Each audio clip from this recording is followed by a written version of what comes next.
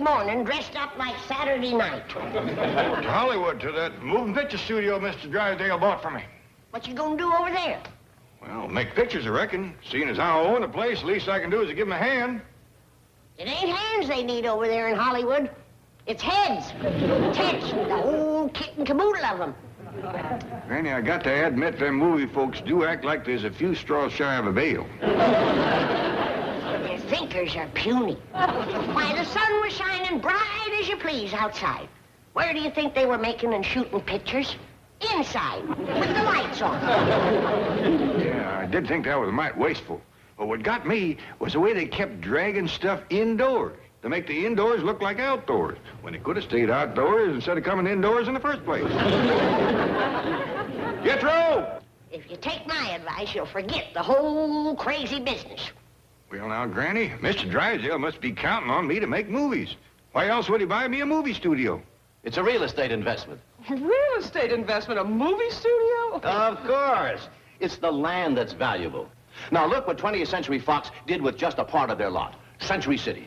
You mean you do that with Mammoth? Why not? I'll call it Clampett City. In fact, I've got architects working on the plans right now.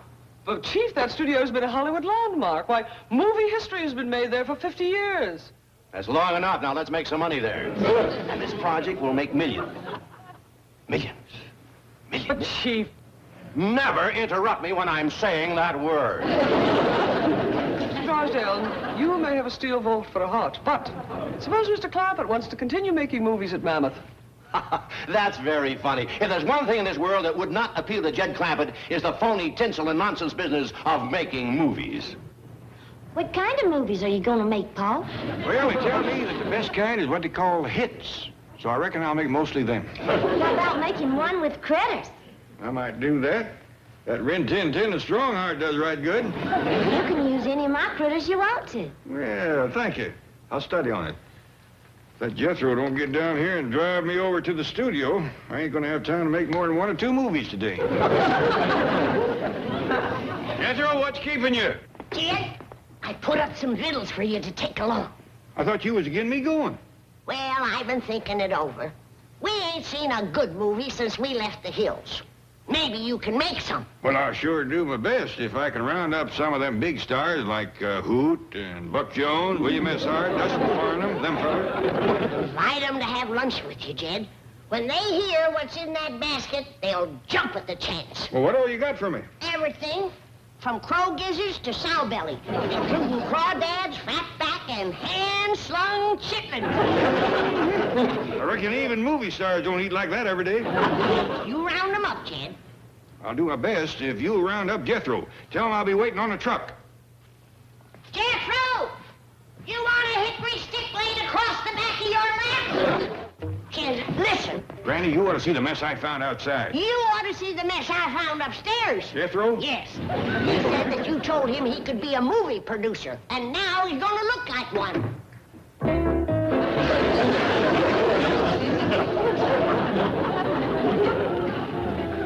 What do you say, Dom? You want to be in pictures? I'll go cut a hickory stick. J.D., the way I size up this here picture biz, you have got to be boffo with the box office to recoup your widescreen.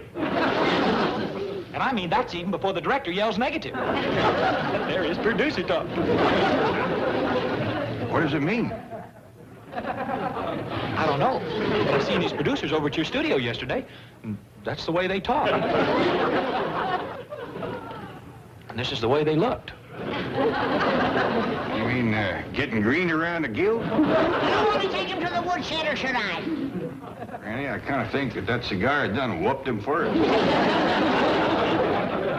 Uncle Jed, would you mind if I commence producing movies tomorrow?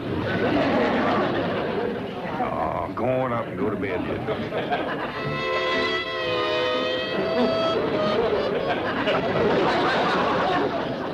Well, I reckon I better call up that Mr. Chapman that runs the studio and tell him the bad news. Ain't you going? Yeah, but it'll take a spell. That studio is about a 7 or 8 mile walk.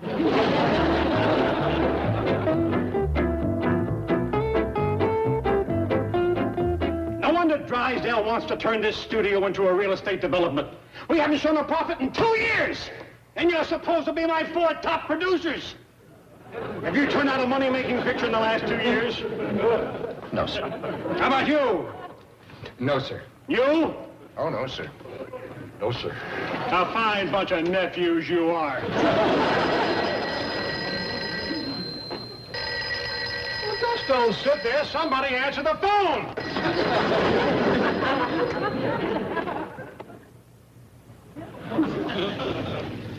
Conference room. Oh, I'm sorry, Mr. Chapman cannot be disturbed. Now, he'll be tied up all day. Goodbye, Mr. Clampett. Clampett! He owns a studio! Call him back!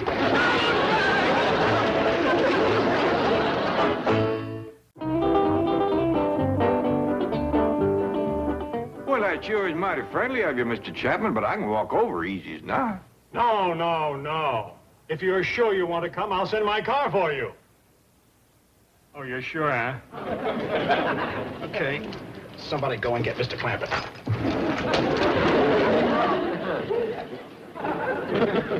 I'm sending my own nephew to pick you up. Oh, that's all right. I got plenty left. By the way, Mr. Chapman, Granny and me is right partial to cowboy pictures. You making any? You bet we are. Who's got a picture shooting? I have, Uncle Larry. I have a producer with me now. He's right in the middle of a cowboy picture. What? Well, that sure is good news. See you directly. Bye. Goodbye. Uncle Larry, I'm making a horror picture. Every picture you make is a horror picture. I mean, it's one of those chillers. The creature that ate Pasadena. So switch it to a Western. Call it The Creature That Ate Dodge City. Dodge City? It's 1,000 miles away. Shoot it on the back lot. We've got a Western street. What'll I do with my monster? Give him a gun, a 10-gallon hat, and put him on a horse. Uncle Larry, I have been yesing you for 4 years. For 4 long years. You want to try for 5? Yes, sir, Uncle Larry. Now hear me and hear me good. Our one chance to keep this studio open is to keep Jed Clampett happy. If he loses interest, that banker will come in here with a bulldozer and we'll all be selling used cars. Our own. Understand? Yes, sir, Uncle Larry. You see that he gets the most beautiful office in this studio. Yes, sir, Uncle Larry. And you see that he gets the most beautiful secretary. Yes, sir, Uncle Larry. Oh, are you going to stay here? Where can I go? I just gave up my office and my secretary.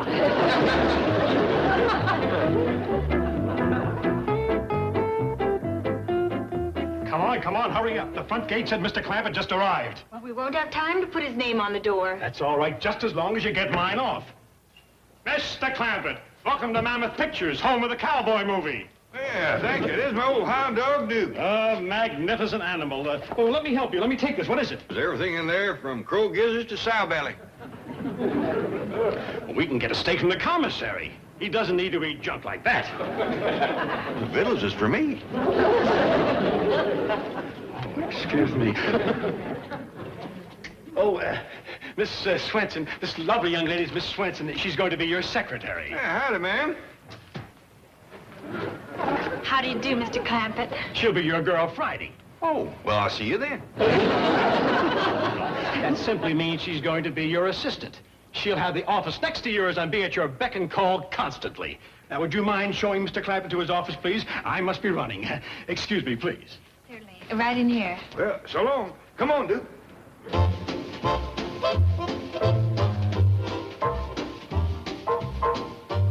now, this is right nice, ain't it, Duke? I hope you'll be comfortable, Mr. Clampett.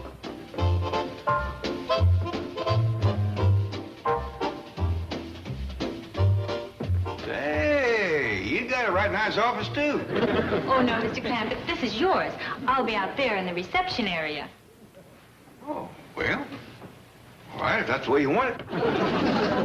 Yes, it is. You see, I'll be taking calls and receiving visitors. Pretty as you are, I bet you get a lot of them, too. No, Mr. Clampett, you're the one who'll have the callers. Oh, that's mighty flattering of you, ma'am, but don't let these fancy duds fool you. I ain't much of a ladies' man. Yes. Well, is there anything I can do? Would you like me to set up a luncheon appointment for you? Yeah, yes, I would. I'd like you to invite Hoot Gibson, William S. Hart, and Dustin Farnham to come over and share victuals with me. Well, you too, of course. Mr. Clampett, you must be joking. Shucks, no, there's plenty here for all of us.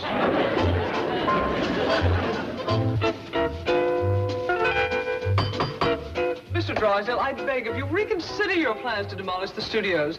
It's a hallowed haven of Hollywood memories. It's a hallowed haven for Chapman's relatives, and the sooner we turn it into Clampett City, the better. Well, hi there, Mr. Drysdale, Miss Jane. Y'all come right on in. Is your father here? Oh, no, sir. He's over to movie-making studio making movies. Uh-huh. You see, Chief? What kind of movies? Yes. Now, just a minute. Hits is what I'm gonna make. Paul says he's gonna make his. Well, okay then. I'll just make blockbusters and smashes. Jethro! What do you say, Dom? You want to be in pictures? As a matter of fact, I do. You do? Yes. I wonder what I'm supposed to say now. What is this nonsense? You can't be serious about making movies. The heck I ain't. I'm gonna be the biggest producer in Hollywood. I'm gonna get me the biggest stars. Fellers like, Kim Novak. And I'm gonna make singing, talking, dancing musicals with the Anders sisters and the Warner Brothers. And I'm gonna... What, Jethro? I'm gonna go back to bed. This movie producing is killing me.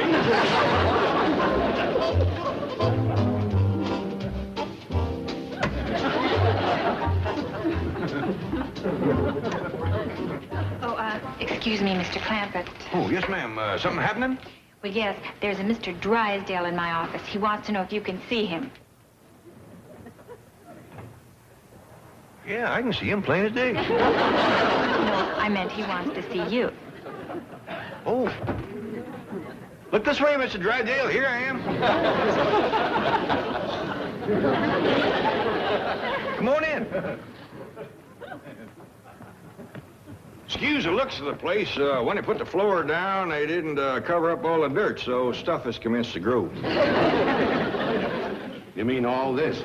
Yeah, but don't worry. Tomorrow I'm going to wear my old clothes, and I'll get this all weeded out here, and I'll fill it in with cement.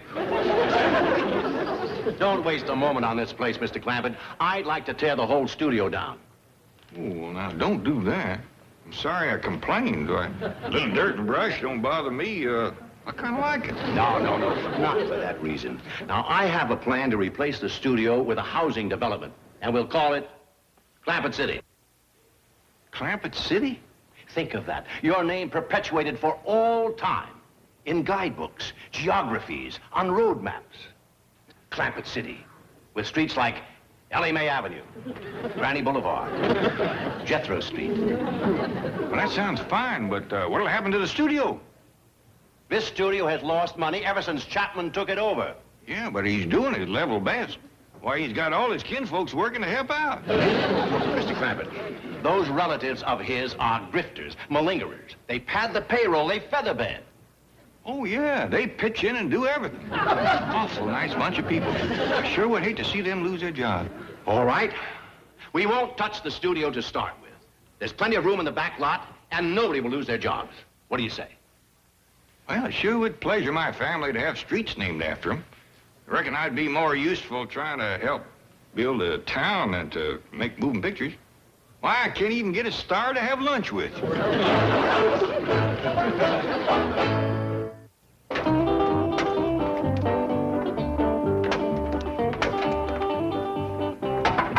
Jethro, you can put them stakes on the truck. I reckon we got enough to lay out our streets. Yes, sir, Uncle Jed. Boy, we sure gonna need a lot of string. Don't worry about that. Granny's been saving string since the year one.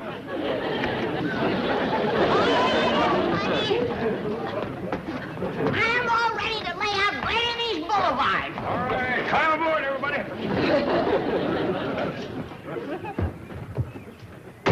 Jed, where did you say our town's gonna be? Oh, out behind the studio on something they call a back lot.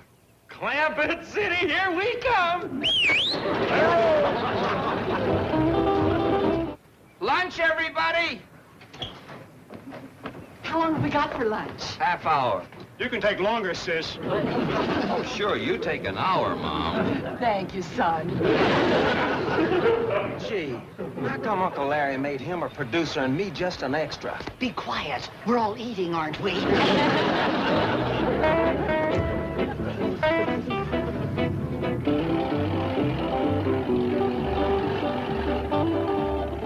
This here is what they call a back lot, Uncle Jed.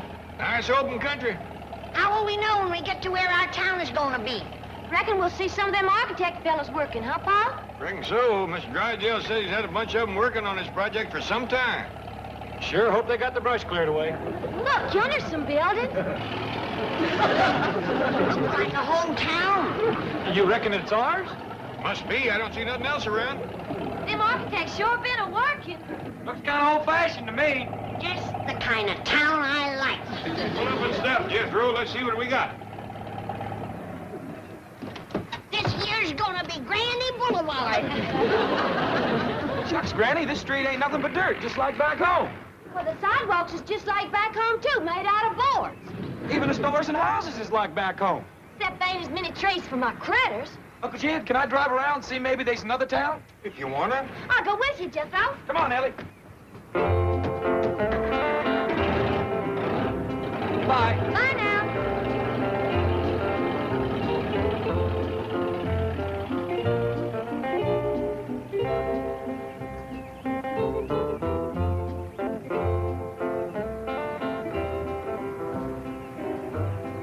I'm glad it looks like back home. I've been missing a place like this. You know, Granny, I bet you that's why Mr. Drysdale had them architect fellows to build it this way. He knew it would please you. You ain't fooling me, Jed Clampett. I can see that it pleases you, too. It does for a fact, Granny. You know, it seems like people is friendlier in little towns like this. Of course they are. Not standoffish like them highfalutin folks of Beverly Hills. I kind of get the feeling you'd rather live here than in the mansion. Oh, Jed, could we? I don't see why not. It's our town. Hallelujah! We'll get us the nicest bunch of neighbors that ever barred a cup of sorghum. All right, let's try a run-through before the crew gets back. Did Uncle Larry send me some more extras? Yeah, there are two sitting over on the porch at the hotel around the corner. 4 people for Dodge City. Oh, well, are they in costume? Yeah? Yeah, give them all guns and fill them in on what to do. Now, here's the new ending we came up with at lunch. You're headed for the hotel. The people are shooting at you, but that doesn't stop you. Mom comes out, starts beating on you. You knock her down, walk right over, right on into the hotel, and you start to tear the place apart. Fine hotel. Ain't one room in the whole place. Well, I reckon maybe them architect fellas just ain't had time to finish it. Give us something to do. Look, Jed, here come some folks. Yeah, now, first settlers. Doggone, Granny, it looked to me like that man a toting gun. Hope we ain't got troublemakers right off the bat. Soon find out. Howdy, folks. Welcome to town. Hi, here's a gun for you. Here's one for you. Here's yours, Mom. Thanks, son. What do we need these for? Well, shoot the monster. Creature from Yucca Flats. Why do we want to do that? To keep him from coming into town. Well, now, hold on. Granny and me were just having a talk about that. We aim for this to be the kind of a town where folks is friendly and neighborly. Jed. A town where everybody's welcome. Jed. What is it, Granny? Look, a coming.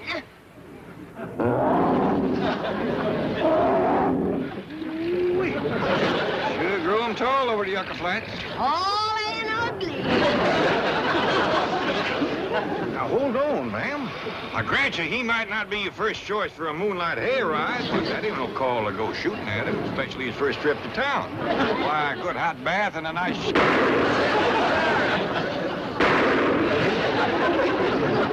too, just downright mean.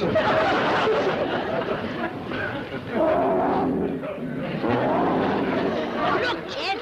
They're going after him tooth and nail. Well, they ain't making him feel a bit welcome. Uh-oh. They got his dander up now.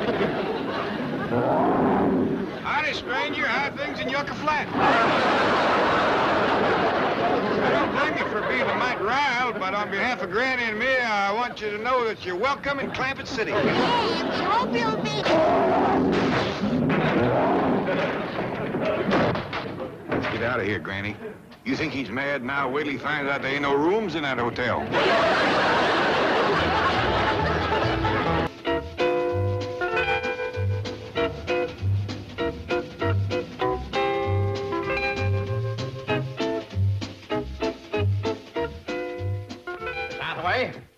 You know what I'm holding in my hands? Clampett City. Chief. The new high-rise development that will make millions. And millions and millions. But Chief... I have warned you before. Never interrupt me when I'm saying that word. The smartest move I ever made was buying Mammoth Picture Studios for Jed Clampett. 300 golden acres of unexploited real estate. And we'll start right here on the back lot. And we'll bulldoze all of this flat. Chief. And right here where the Western Street now stands will rise Clampett City's tallest building, Drysdale Towers. Chief. 40 stories of steel and glass. Chief, you cannot destroy that Western Street. Why not? Because Jed Clampett and his family are living there.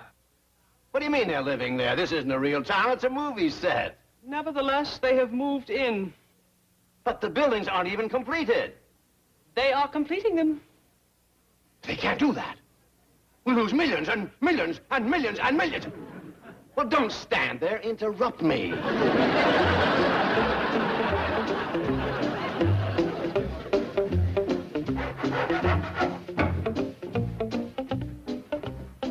Well, reckon that's it.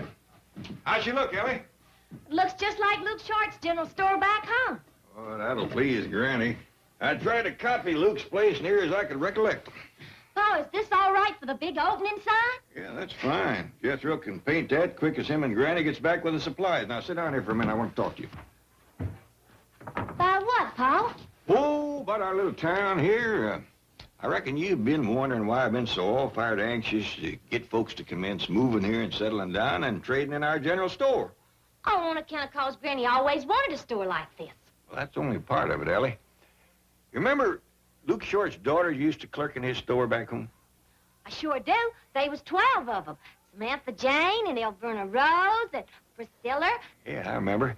And every one of them got a husband because they clerked in the store and boys could come in and meet him and get acquainted. And I'm hoping that'll happen around here. Wouldn't that be something if Granny got herself a husband? Well, I was thinking about you, Ellie. Me? Now, I know we had high hopes for Beverly Hills, but them big city boys turned out to be mighty standoffish. They sure did. Now, these small-town boys are different and more friendly. You get yourself a husband in no time at all. I will? You play your cards right, you will. Sounds like supplies is coming. Oh, no, Jethro, you're scaring my chickens. General store's all ready, Granny. Good, good. Granny, you figuring on selling chickens? No, but I'm figuring on selling eggs. And I want them to be strictly fresh. That's the spirit, Emma. Now, if the rest of them will all get in and work that fast, we'll get this store in business.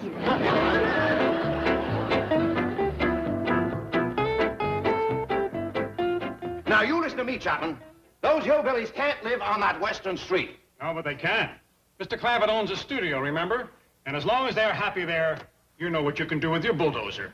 Yes, I do. I'll bring it over and start on this end of the studio. Sorry? Foiled again. Mr. Clampett says as long as we're shooting a picture, we can finish it. And Mr. Drysdale, we have started a picture that is going to make Cleopatra look like a quickie. You're bluffing. Oh, no. I'm writing, producing, and directing it personally. I call it Spartacus and Ben-Hur meet Cleopatra and Nero at the fall of the Roman Empire. Cleopatra and Nero meet. That would have to cover more than a century. Yes. And it may take almost that long to shoot it. You haven't won yet, Chapman. I'll see this hotbed of nepotism flatten if it's the last thing I ever... Hotbed of nepotism? Are you inferring that I have relatives on my payroll? My guess would be 200. Miss Swenson. Yes, sir. How many relatives do I have on the studio payroll? 223. See, you're off. Present? You're welcome, Uncle Larry. I'll get you yet. I'll think of some way. Oh, Drysdale, you're beginning to bore me. Why don't you just go back to your mortgage mill and foreclose on some poor widow? I have things to do.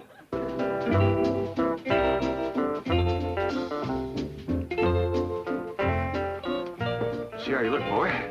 Uncle Jed, this is a lot of darn nonsense. Oh, it ain't, Jethro. Your cousin Ellie needs a practice, and so does Granny. Come on. Morning, Miss Storekeeper. Well, how do you do? Strangers in town? Just settled in. Me and my boy here is going to farm a few acres on the edge of town. Thought we'd lay in some supplies. Well, I'll call my granddaughter. She does the clerking. Ellie Mae! Customers! Howdy. Welcome to Clampett City.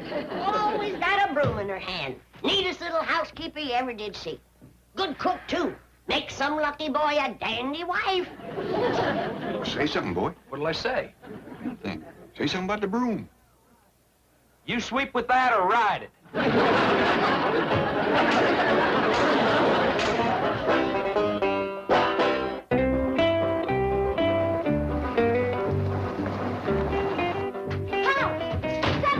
Big car, too. Places, everybody! Get off of there! I thought I told you to unload hog mash. Any young fellas coming courting age? Can't tell you. Uncle Jed, this small town living ain't for me. Can I go over to your movie studio and be a movie star? I reckon so. First, you go to my storeroom and unload hog mash.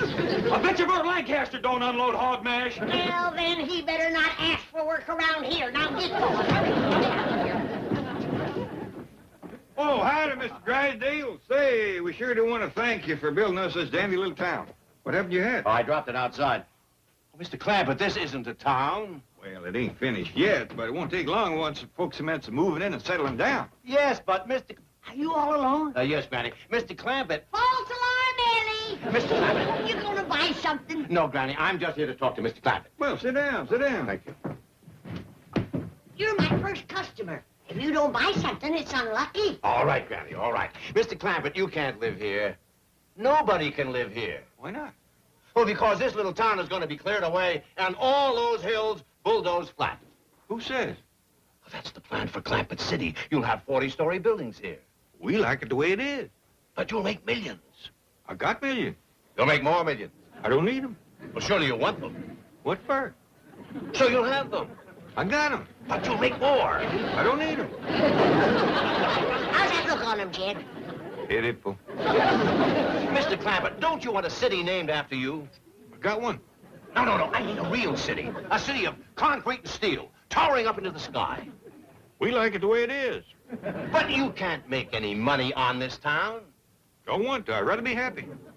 And you're happy here? Everybody except Jethro. He wants to be a movie star. He does? Where is Jethro? In the storeroom out back. Hold on. You want that hat? Yes. Well, that's $1.50. It's really a $2 hat, but I'll make it an opening day special. Jethro. Howdy, Mr. Drysdale. You know, Mr. Chapman is making a movie over at his studio, and there's a part absolutely right just for you. All right, come on, let's go. How about my $1.50?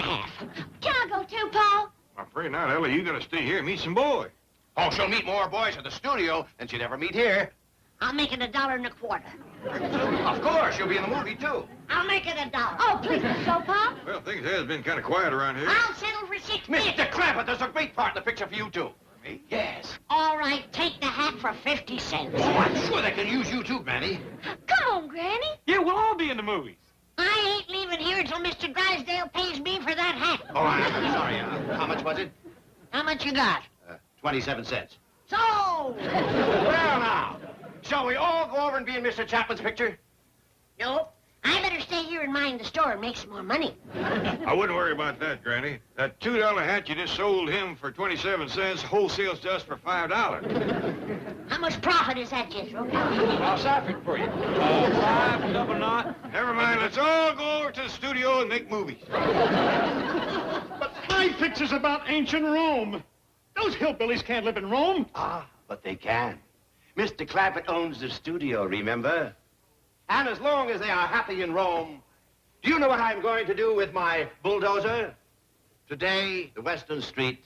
Tomorrow, the rest of the studio. Now, wait a minute. As long as I'm shooting my epic, you can't touch this part. Excuse me, sir. Caesar is here for you to check his wardrobe. Oh, good. Enter, mighty Caesar. All Gaul is at your feet. Where? I don't see it. Jethro. Howdy, Mr. Chapman. Or as the feller told me the Romans used to say, hey. Sure sets a feller's knuckles throbbing. Jethro, why are you wearing that and carrying your helmet? Is that what this is? Thought it was my mess kit. Hello, Jethro. I mean, Caesar. Hey, Mr. Darcy. Smart. I'm just going to salute the regular way. Hey, Mr. Darcy. Mr. Chapman, would you mind if I just waved? I ain't going to have hand enough left to hold my sword. The martyr who gets thrown to the lions is here.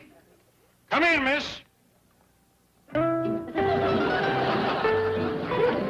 there, Mr. Chapman. I'm ready to get thrown to the lions. Ellie Mae, the martyr is supposed to be dressed in rags. Well, my pa took one look at them. He said nothing doing. I'm in the movies to get me a husband. I gotta look like I can afford a dowry. Ellie, you and Jethro are going to be absolutely great. I can't wait to hear you as well as see you. Mr. Chapman, excuse me. Cleopatra is ready for your inspection. Howdy.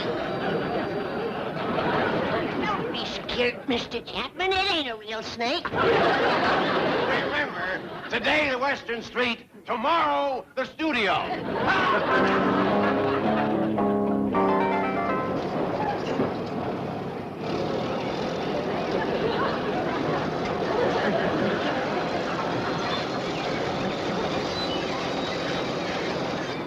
You see that general store that says big opening? Make one.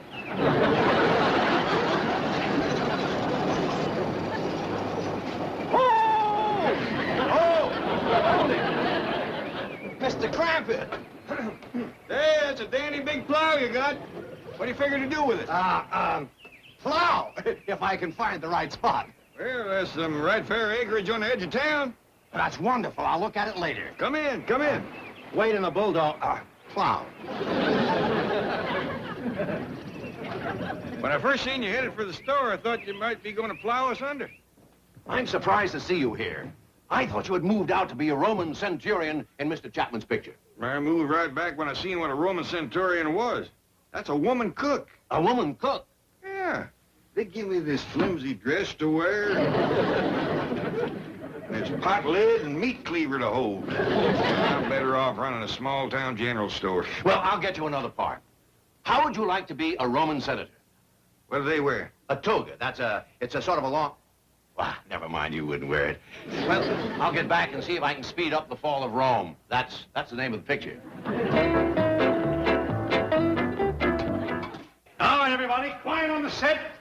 This'll be a take. Roll 'em. Scene 8, take one.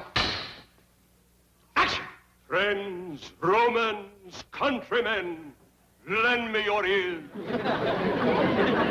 and your eyes. Feast them upon these pearls of beauty gathered from the far corners of the world. Beautiful flowers, lovely enough to please even the mighty Caesar himself. Hey, you watch who you're pushing, Buster! Keep going, we're wild track. Who will buy my beautiful girls? Who'll give me a few paltry coins for these visions of delight? Hey, I will, right here, me. I'll take this one here. Take these right here. I'll take these two. Oh, why, heck, I'll take the whole kit and caboodle of them. Good. Let's take a break and move to the Nero set in the Coliseum. Got it!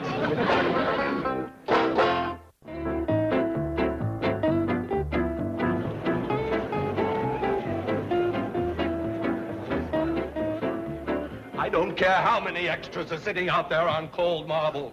I won't play Nero to her Cleopatra.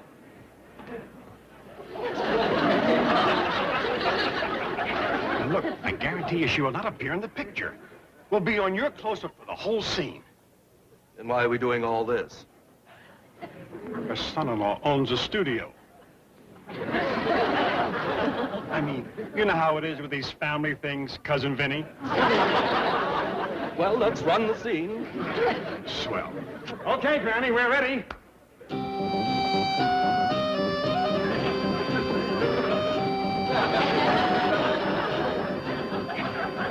Howdy. Howdy. Granny, you won't need the snake for this scene. I won't. No, all you have to do is look very exotic. Like Cedar Barrel. That's it exactly. You're going to vamp Nero.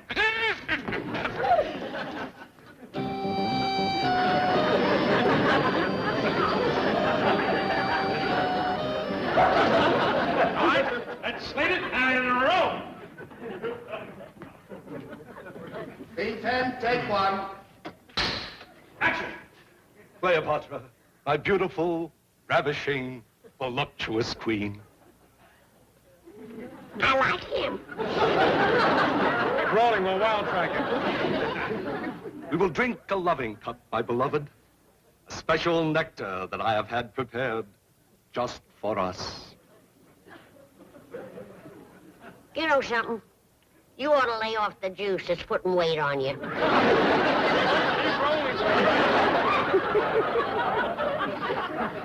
This wine is prepared from the grapes of my own vineyard, trampled by the feet of 40 maidens.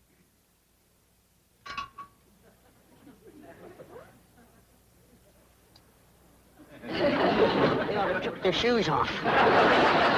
This wine is pitiful. Pitiful. All right. That's nothing but colored water. Let's take a break and settle for the Lion and the Martyr. I don't know what your 40 maidens have been trampling, but it ain't grapes. Punch, everybody! 1 hour!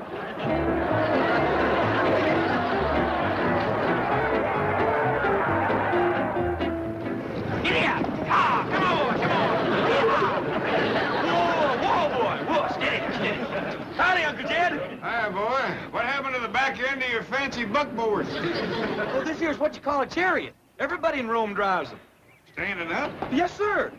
You ought to tell them about buggy. Well, I'll do that. First, I gotta fetch Granny a jug of her elderberry wine. What for? Somebody ailing? I don't know. It's for some goomer named, Nero.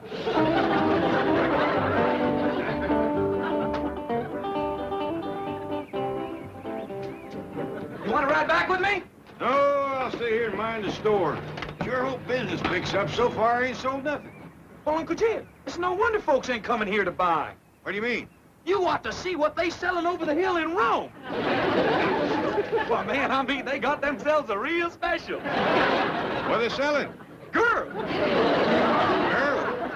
Yes, sir. Prettiest thing you ever did see. And you can buy half a dozen for just a handful of change. Yeehaw! Get here. Ah, come on, come on. Scene 20, take 1. Action!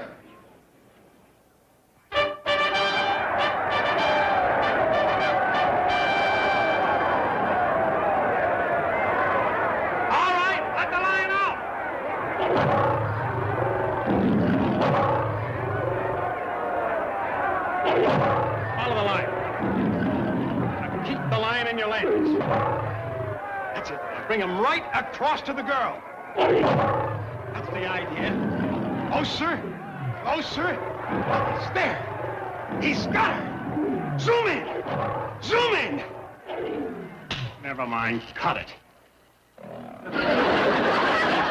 How'd you like to come over and live in the back room of our general store? I bet you we wouldn't have no mice with you there. All right, let's try the Nero Cleopatra wine scene again. Now look, this is the 12th take. Let's try to make this a good one. Roll 'em. Scene 10, take 12. Go easy on that elderberry, Nero. Hello, you. Keep rolling, we'll wild track it. Cleopatra, my beautiful, ravishing, voluptuous queen. Yes, Nero. Let's get juiced. Let's get bombed out of our Roman skulls. Keep rolling, we'll wild track it. Come, sit on Nero's lap. Cut! Come on, break it up! Would you please go away? This lovely little lady and I are making plans for our future. Cousin Benny, you're fired! I couldn't care less. The Queen of Egypt here has offered me a wonderful job in her general store. You'd think the Emperor of Rome could afford good wine, wouldn't you? It was nothing but colored water. One taste of my genuine elderberry wine, and the darn fool proposed to me. Might not have been the wine, Granny. After all, you were a mighty fine... Settlers coming! Places, everybody! Now, hold on there, Ellie. That might be that Nero fella coming to court Granny. Oh. Why? Well, won't do no harm to be ready.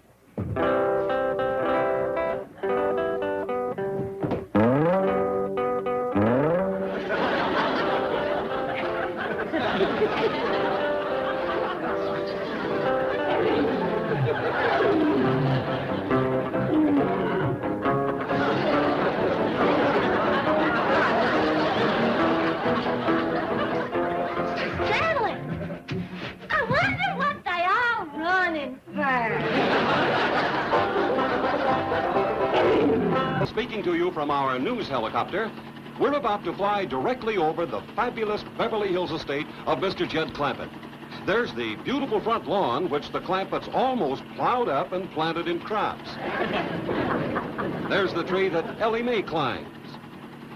And right down there someplace is where Granny hides her still. Yes, ladies and gentlemen, that magnificent mansion is occupied by one of the strangest families of millionaires ever to migrate to Beverly Hills. No wonder people call them the Beverly Hillbillies.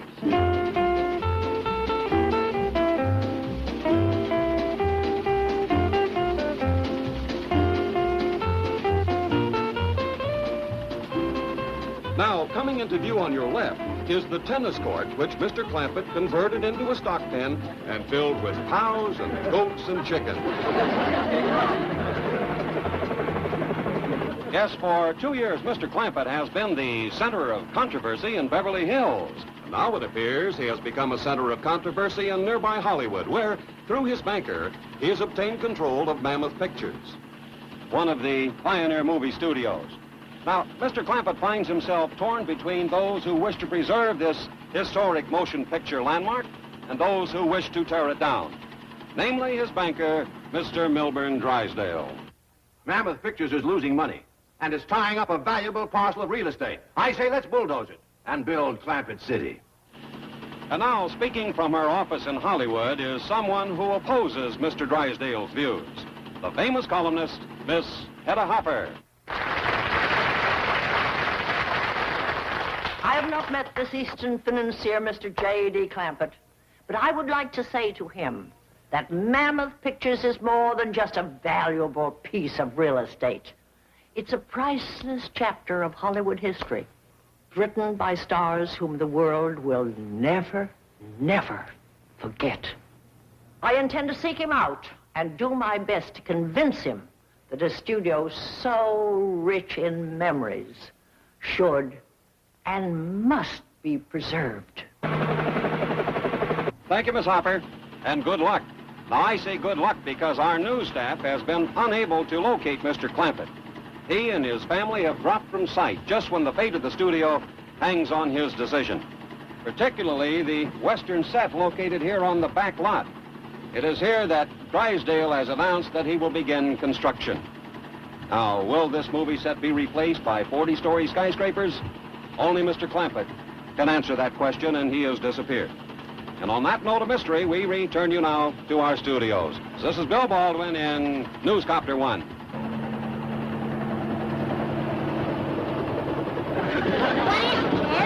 There, whirlybird. Yonder he goes. You reckon he'll come back here and settle down in Clampett City? I don't even think this is Clampett City. Well, it must be, Jethro. This is where Mr. Drysdale said he was going to commence building it. Well, he stopped pretty near before he commenced. Our general store's the only one that's got any insides, and we done that. Well, maybe that's the way the build towns hereabouts. Mr. Drysdale said around Hollywood, all you got to do is put up a big front. I'm on the Western Street out at Mammoth Pictures. I got a tip I'd find J.D. Clampett here. But so far, the place looks deserted. I'll make another run and call you back. Goodbye.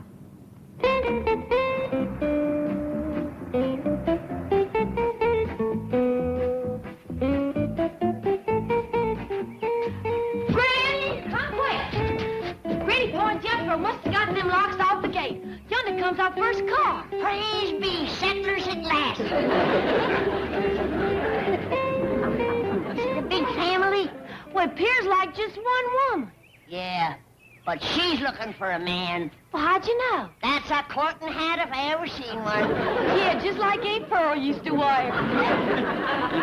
Howdy. Welcome to town. Ellie, run draw off some cider. I'm Granny. I'm Hedda Hopper. I'm looking for a man, and I was told I'd find him here. And you will. We'll help you. Now, would you like a nice dirt farmer? A storekeeper, a butcher, or a baker? No, I happen to be looking for a millionaire. Millionaire? Well, honey, you better lower your sights a little. What?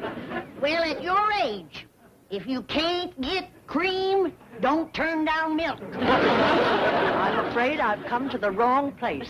Thank you. Oh, now I'm sorry I ruffled your feathers. Come in and have a glass of cider. It'll help you find a man. The only man I'm interested in finding is Mr. J.D. Clampett. Oh, so he's the millionaire you got your courting hat set for. My what? Your courting hat. Don't tell me you wear a window box like that every day. I do, and I have for 30 years. Mr. Clampett? Mr. Clampett? 30 years she's been trying. Lord love her.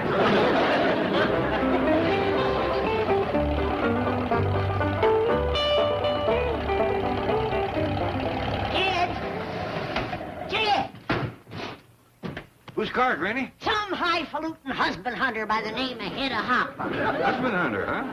That ought to put some life into town. Hold on, Jed. You're the husband she's a-hunting. He? Spoke for you by name. Said she wouldn't settle for nothing less than a millionaire. Come on, Jethro, let's get out of here. Well, that's my pa right there. Howdy, ma'am. You are J.D. Clampett? Yes, ma'am. I'd never take you for a millionaire. Well, take him or leave him. He's the only one in town. Granny. I simply meant I would never pick him to be the owner of this studio. Hell, nobody picked you to pick him. And how come you to be so all-fired choicey? You're a 30-year loser yourself. Mr. Clampett, is there some place we can go where we can be alone? Ma'am, you don't want to be alone with me. I do. I must talk to you. Let's take my car and go for a drive. I'll show you Hollywood. We'll share its history and romance. Ma'am, if it's a drive you want, let's go in my car. Jethro will be alone. To do the driving, I mean. To leave us free for talking and sightseeing. Here, Jethro, help Miss Hopper to hop on. Come on, Hopper. Here we go. There. You can see Danny from up there. Oh, can we get to Hollywood in this? You betcha we can. Jethro knows a shortcut. Let her rip, boy.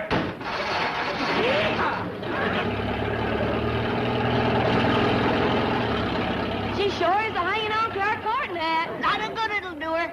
She won't get no courting done on that ride. Especially with Jethro taking his shortcut. That poor city woman won't know which to save, her hat or her hide.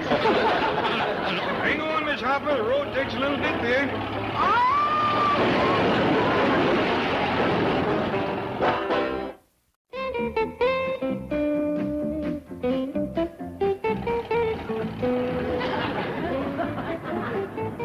Well, here we are, Miss Hopper, safe and sound. Yes. If you don't mind, I'd like a moment to verify that. Hey, Uncle Jim, that sign says this here is a Chinese theater. You don't reckon she's fixing to show us a Chinese movie? Sure hope not. I know it's kind of late to be telling you, Miss Hopper, but me and Jethro don't speak Chinese. Only the architecture is Chinese.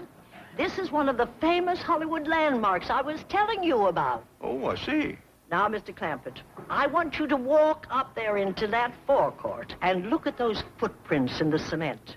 And then what I have to say will mean so much more to you. All right. Come on, Jethro. Oh, ain't you counting, Miss Hopper? No, I'll just sit here and catch my breath. All right. And hope that Luella Parsons doesn't drive by and see me. Well, I wish you'd look at this. Somebody has sure gone and messed up this poor man's cement. Looks like there was a whole bunch of them. Bold rascals, too. Wasn't enough for them to go tromping through it with their feet. They had to stick their hands in it, too, and write their names. Uncle Jed, it was movie stars that done this. No. Yeah, look at here. Well, I'll be doggone. Good luck, Sid. Douglas Fairbanks. Hey, who you reckon Sid is? Don't know. Hey, and look at there. Look at right there. Mary Pickford. Well, I can't believe it. Mary Pickford. Clara Bow, yeah. She's a little cut-up, frisky as a kitten. But sweet little Mary. Hey, Uncle Jed, come here. Look at this. Come here. Right there. Tom Mix. Why, even his horse stuck his foot in the cement. Old Tom must have dropped his gun in it, too. There's Norma Tell, Madge. Gloria Swanson. Bill Hart was in on it, too. Hey, and there's some woman by the name of Betty Grable. Stuck her whole leg in it.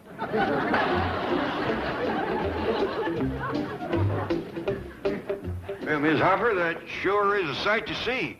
Oh, I'm glad it impressed you, Mr. Clampett, because many of those people were your stars. Mine? Do you want those famous stars to be remembered only by their footprints in that cement? No, ma'am, I don't. Then get busy, man. Get busy. It's your responsibility.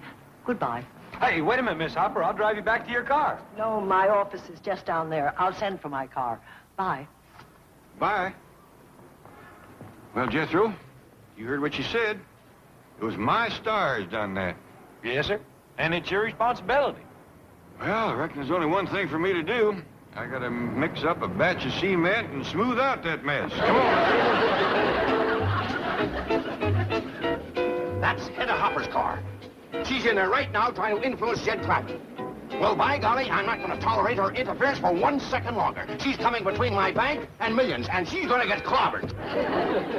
Miss Hopper? Miss Hopper? Are you here? No, Miss Hopper ain't here. And a good thing for her, too. Say, just who is she anyway? She's a troublemaker. She's a very famous woman, Granny. She's in hundreds of newspapers. Land sakes, what did she do, rob a bank? Yes, mine. Miss Hopper writes for the newspapers, Granny. All about movie stars. Do tell. Do you reckon she knows him well enough to talk to him? Oh, indeed she does. Do you reckon she talked to one of them about making a movie for Jed's studio? Oh, I'm sure of it. Who is it? Lillian Gish.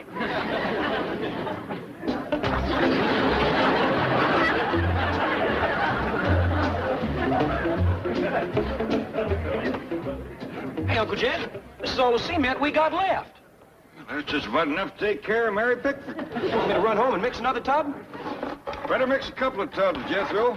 I still got a whole slew of movie stars to fill in. Tal Madge, Tom Mix, Gloria Swanson. Yes, sir. I'll fetch back plenty. Hey, you want me to make up a sign saying wet cement, keep off? Oh, don't do that. That's what got these Hollywood cut-ups to going in the first place.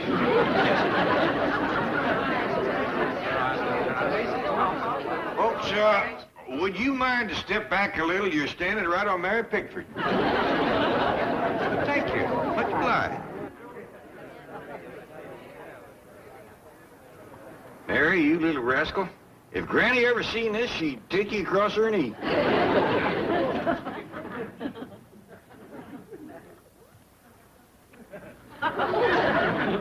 Be kind of careful, would you, Mr. Policeman? We've had a lot of trouble with folks tracking up wet cement around here. You know whose footprints you're covering up? Do you? It's Mary Pickford.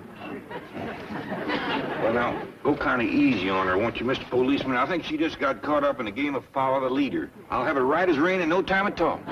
You will? You give me another hour and there won't be a footprint in this whole place, and that's a promise. Excuse me. Don't go away. Who is it? Another one of those characters from the Hollywood Hills. All that bulldozing up there is really flushing them out. Think we should run them in? I'll do that. You get a hose and wash out these footprints before the cement starts to set up. Right. Well, that's all I can do till I get some more cement. Oh, well, in that case, why don't you come down to headquarters with me? What for? Oh, there's some people there who would like to talk to you and take your picture and your fingerprints. Well, thank you, but it ain't me that deserves the credit for this. It's Hedda Hopper. Hedda Hopper? Yeah, she brung me here and gave me the idea. Really? Well, in that case, we'll stop by and pick up Miss Hopper, too. Oh, good, because I want her to have the praise. Well, we'll see that she gets it. Careful of the wet cement, folks.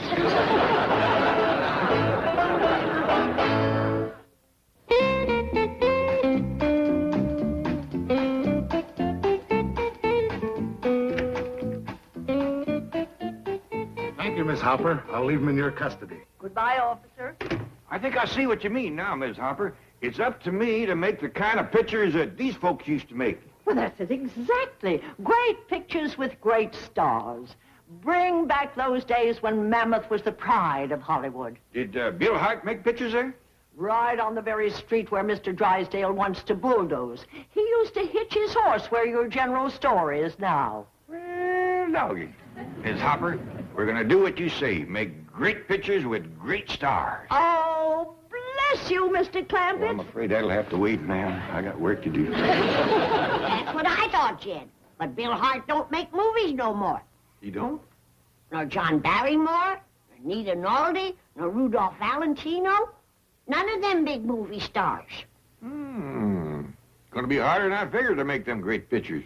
But I give my word to Ms. Hopper, so one way or another, it's got to be done.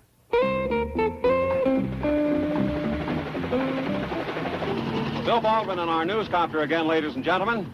Well, it looks as though Mr. Drysdale has lost and Hedda Hopper has won. Down below us, the western street of Mammoth Pictures is once again the scene of movie-making activity as Drysdale's bulldozer stands idly by. Mammoth has not yet released the title of the picture they're shooting, but it's safe to say that Miss Hedda Hopper will be the first to see it. Oh, yes, Miss Hopper, the Executive Theater.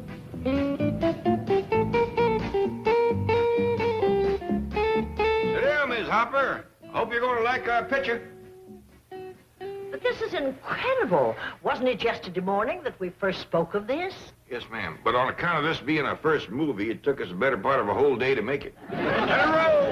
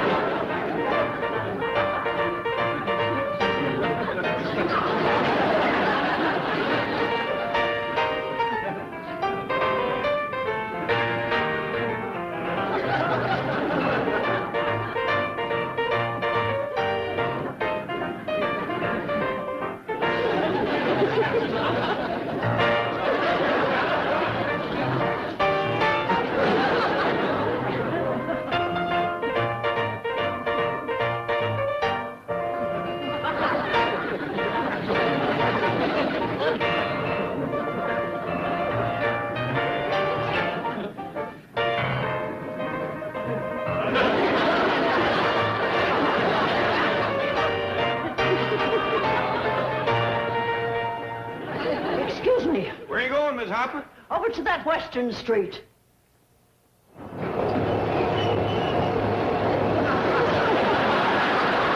Someday Hollywood's going to thank me for this. Charge!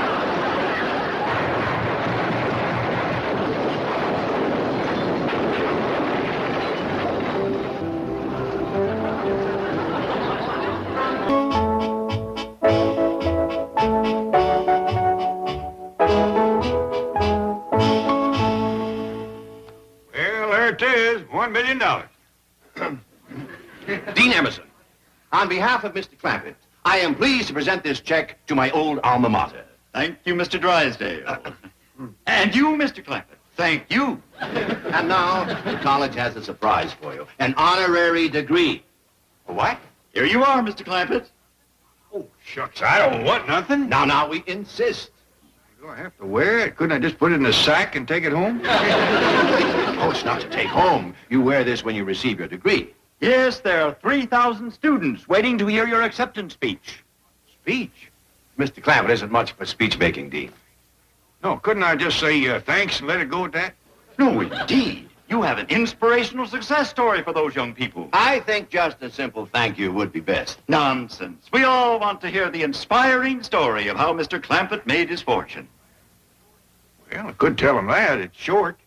You see, Granny was honing for some gopher gravy. I went down to the slough to shoot one. But just as I cut loose, that little varmint skedaddled. And oil come oozing out of that slough just like sorghum out of a leaky hog trough. That's how I made my fortune. Perhaps a simple thank you would be best. Hey, Granny! Look here! Uncle Jed's got his picture in the morning paper. Right on the front page. Well, I'll be swished. Ha! That must have been some party. Party? To get your Uncle Jed to wear that nightshirt and put a lampshade on his head. Well, it's about time he was having a little fun. Granny, that ain't no funning outfit. That's a graduating from college outfit. Yeah, Uncle Jed's done been made a doctor. Doctor? Yeah, look, right here. It says, millionaire honor. J.D. Clampett receives doctor's degree. And then it goes on to say, on account of his service to humanity and generosity and many other kind deeds, that there Greeley College done went and made him a doctor. Yeah, and this here's a certificate that they give him. J.D. Clampett. Doctor of Humanities. Well, that means everybody. Why, them darn fool crazy mixed up college kids, they made a mistake. Well, what do you mean? I've been doctoring over 50 years, and they give the certificate to Jed.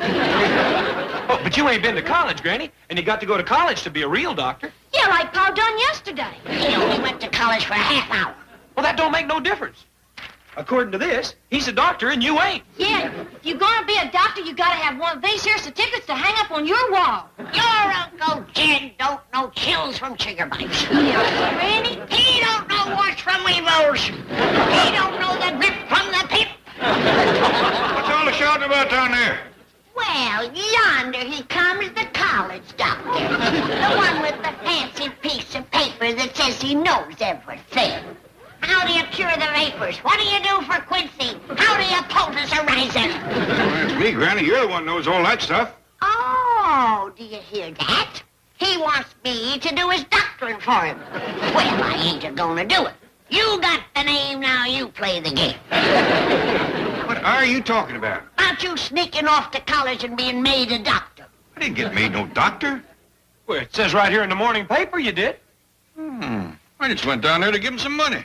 Then how come you took the certificate? I thought they was handing me a receipt. Does this look like a receipt? Well, I'll be doggone. Hey, Uncle Jed, when I wanted to be a brain surgeon, everybody said that I had to go to college 8 years to be a doctor. Well, that's what I heard. But I reckon it's like the old saying goes, nothing greases a chute like money. Well, Mr. College Doctor, ain't you gonna hang up your fancy certificate on the wall and commence healing sick folks? Of course not. Then why are you all duded up like this? Going over to my movie studio. Is somebody ailing over there? Stop that kind of talk. You know I ain't no doctor. It says so in the paper. I know he's going to take that serious. Granny, you're the doctor in this family. You always have been, you always will be. Dr. Clampett, I presume. Good morning, Doctor. Well, Granny, how's it make you feel when you hear your son-in-law called Doctor? Makes you swell up with pride, doesn't it? Mr. Drysdale, could we have this certificate made out to Granny instead of me? You're joking. Oh, she deserves it a lot more than I do. But you're the one who gave the money to the college. Yeah, but... I don't need your charity, Jed Clampett. You can keep your old doctor's certificate. Mr. Drysdale, if we can't have this one made over to Granny, could we get her one of her own? Well, I'm afraid that... Well, you see, a doctor's degree is very rarely bestowed. It took a cool million for the... Granny's case, I doubt seriously if... Where are you going, Granny? Going with Jethro. Come on, boy. Where's Jethro going? He's going with me. Get that truck moving, boy. Where are we going, Granny? To that Greedy College. I think it's Greeley. I think it's Greedy. And as long as it is, I'm gonna buy me one of them half-hour doctor certificates. Hey, Granny, how about buying me one to be a brain surgeon? I'll price them.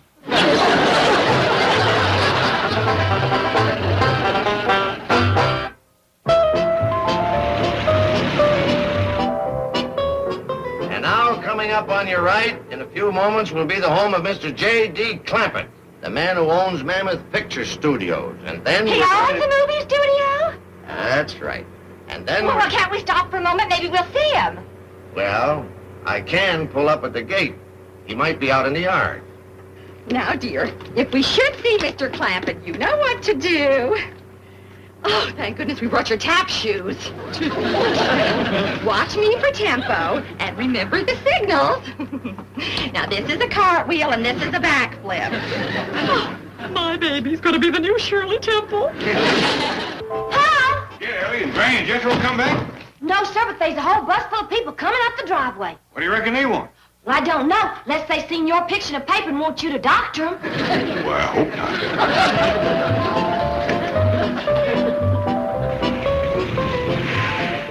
Morning, folks. Y'all here to see Dr. Clampett? Hey, that's you. Your picture's in the newspaper. You've got to see my little girl. Let me right there. Ma'am, you see, I ain't really a doctor. I can't. I mean... Open this door. Let me go. Take it easy, will you, lady? I want him to see my Beverly. Now open this door. Gee, I'm sorry about this. I'll get him out of here right away. Well, maybe you best let that woman off. She's about to bust your door. Okay, thanks. They're standing here, my Beverly. He's got to see that child. Stand back, please. Stand back. Come on, Beverly. It might calm her some just to let her tell us her troubles. Sure hope Granny hurries back. This is just so wonderful of you, Mr. Clampett. Dr. Clampett. Please. Ma'am, maybe you'd like to step inside where you can sit down and tell me about your little girl. Did you hear that, Beverly? Isn't he a nice man? But we love you. Just step inside. Pa, they don't look like there's nothing bad wrong with that little girl. I hope not, but you never know.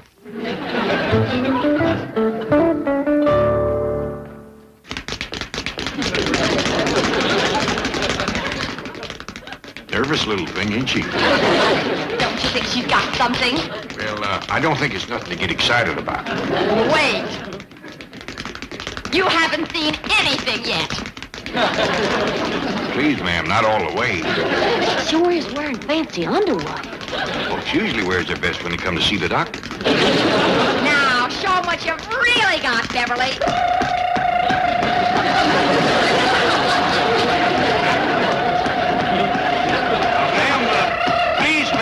Control yourself. That little girl's gonna be all right.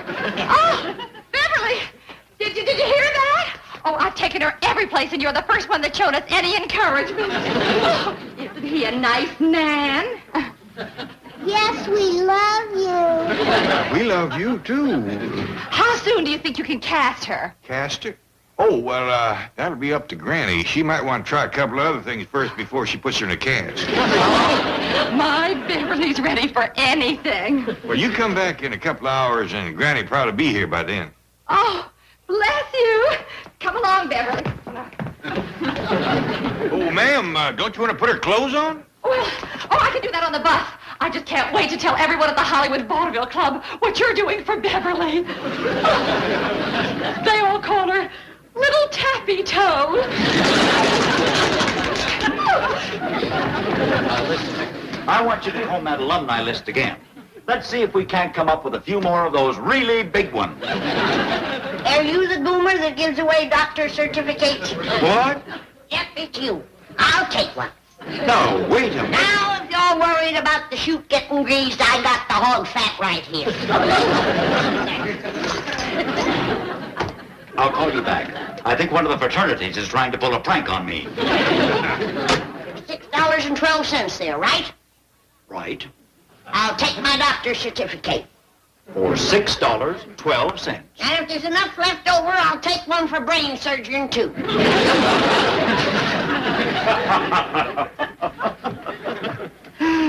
Who brought you here? Psi Omega? No.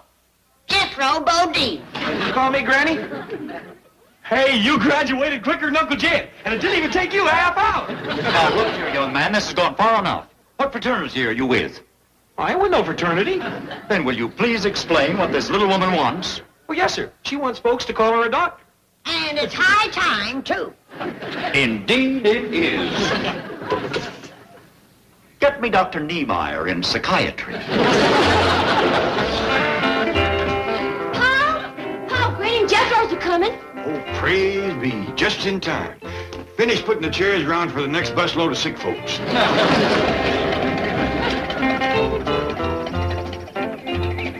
Granny, I'm so glad to see you, I ain't even going to ask you where you been. I wouldn't tell you if you did ask. I'll tell you where we've been. You speak when you're spoke to. Jethro, park the truck out of the way. I've been spoke to, Granny. We've been down at the... You do as you're told. Now get this truck out of here. You get your certificate hogging hands off of me, Dr. Clampett. Granny, like I told you before, you're the doctor, not me. Why, I had to turn away a whole busload of sick folks because you wasn't here. Why didn't you show him your picture in the paper? Maybe that would have cured him. The little girl here would have tore your heart out. Poor little thing had a nervous tick in her foot. Couldn't stop tapping it. She had wore out so many pairs of shoes her ma had to put iron plates on them. She's coming back and bring some others. Well, heaven help him, because I ain't gonna. Granny, I'll get that college to make you a doctor if it takes every cent I got. They offered to make me one. Even give me a test. They did? Asked me the craziest darn fool questions you ever did hear. Had me putting pegs in holes and looking at spilt ink. But I passed it. Good for you. That's what I thought. Until they put me in that white doctor's coat. The crazy darn fool thing had sleeves that tied in the back. Doesn't make no sense at all. If Jethro hadn't been there to rip it off of me, I'd still be trying to get out of it. I have done my last doctoring, and that's that.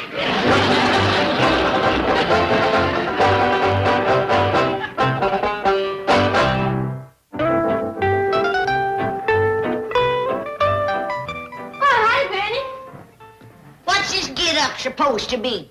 Well, this here's a nurse's outfit. Jethro and me's gonna help Pa take care of sick folks. Jethro and you help Jed? What if the three of you put together couldn't take a wart off a dill pickle? Granny, Jethro's been watching them hospital shows on TV, and he knows all about doctors and nurses and everything. Well, me and him went over to Paul's movie studio. We got all the stuff to make the parlor into a real doctor's office. Hey, Jethro! Nurse, don't you never whistle and yell, "Hey, Jethro," at me. You're supposed to say, "Calling Dr. Bodine," like they do on television.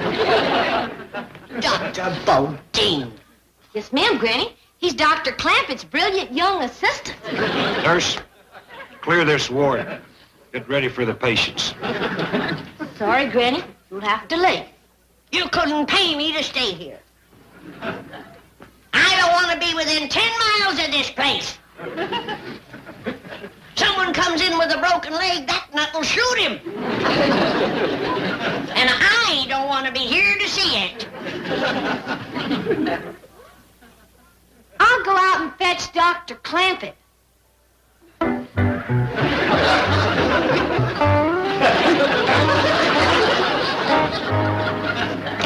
Dr. Bodine? Yes, sir, Dr. Clampett? I believe I told you about the toe-tapping youngin'. Yes, sir. I'm familiar with the case and prepared to handle it. I believe we had best step into my private office. Doctor? After you, Doctor.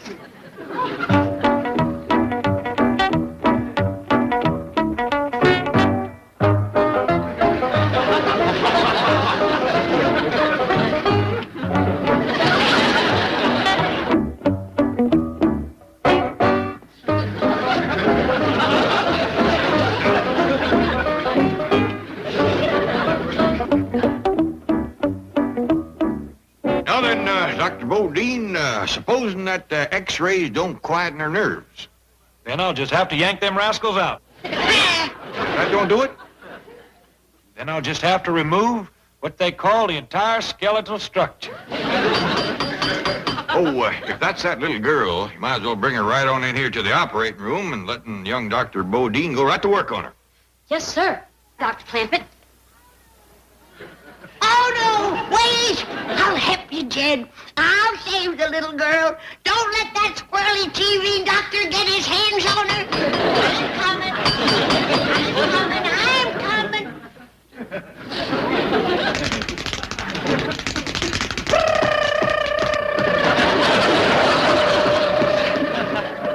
Worst case of nervous flip-flops I ever did see. Oh, you pretty little darling. Don't you worry, Granny's here. Granny's gonna help you. Oh, thank you, Granny. Glad to do it. Come on in here.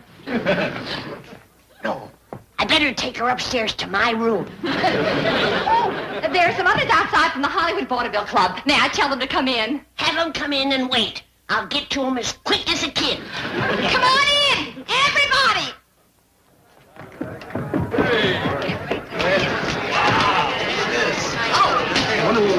What a beautiful place this is. Now remember, we drew straws, and I get to audition my bird imitations first. What you doing, boy? Well, this here's the way them there doctors wash their hands on television. Nowadays, what you call sterilized clean. Ready to operate. Excuse me, Paul. First patient's waiting to see you. Ain't Granny down there yet? No, sir. Well, I'll talk to him. Ready to operate, huh?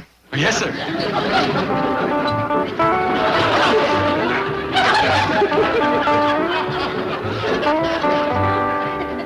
Howdy, ma'am. What seems to be your trouble?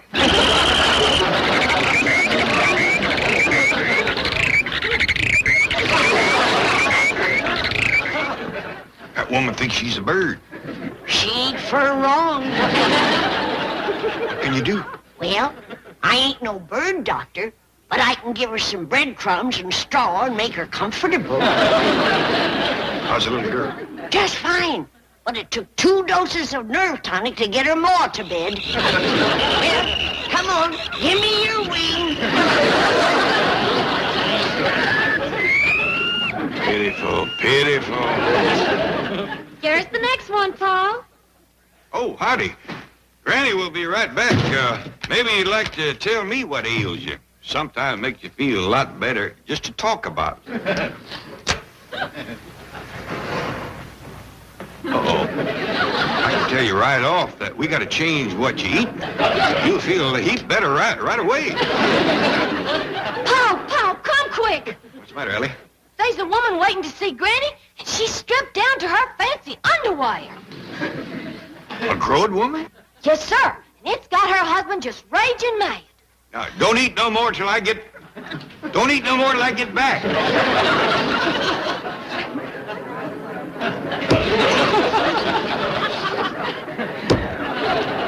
Now, here, just a minute. That's his wife he's throwing them knives at. Now, hold on, mister. Let's not have no more of that. I grant you got cause to be upset, but, no more of that. your husband's aim wasn't so bad, we'd have an awful mess here.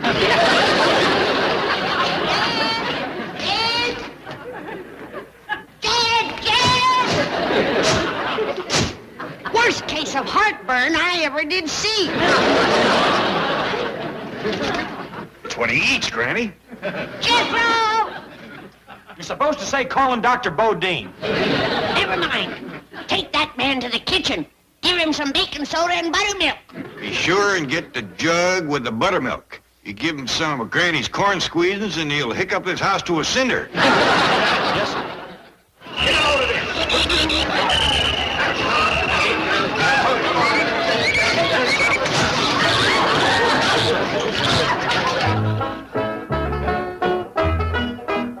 Come in. Mr. Dean, could I see you for a minute? Mr. Clampett, what an honor and a pleasure. Yeah, thank you. Mr. Dean, I'm afraid I'm going to have to give you back this certificate. Oh, why? Well, even Granny ain't doctor enough to cure them Hollywood folks. They is real sick. That's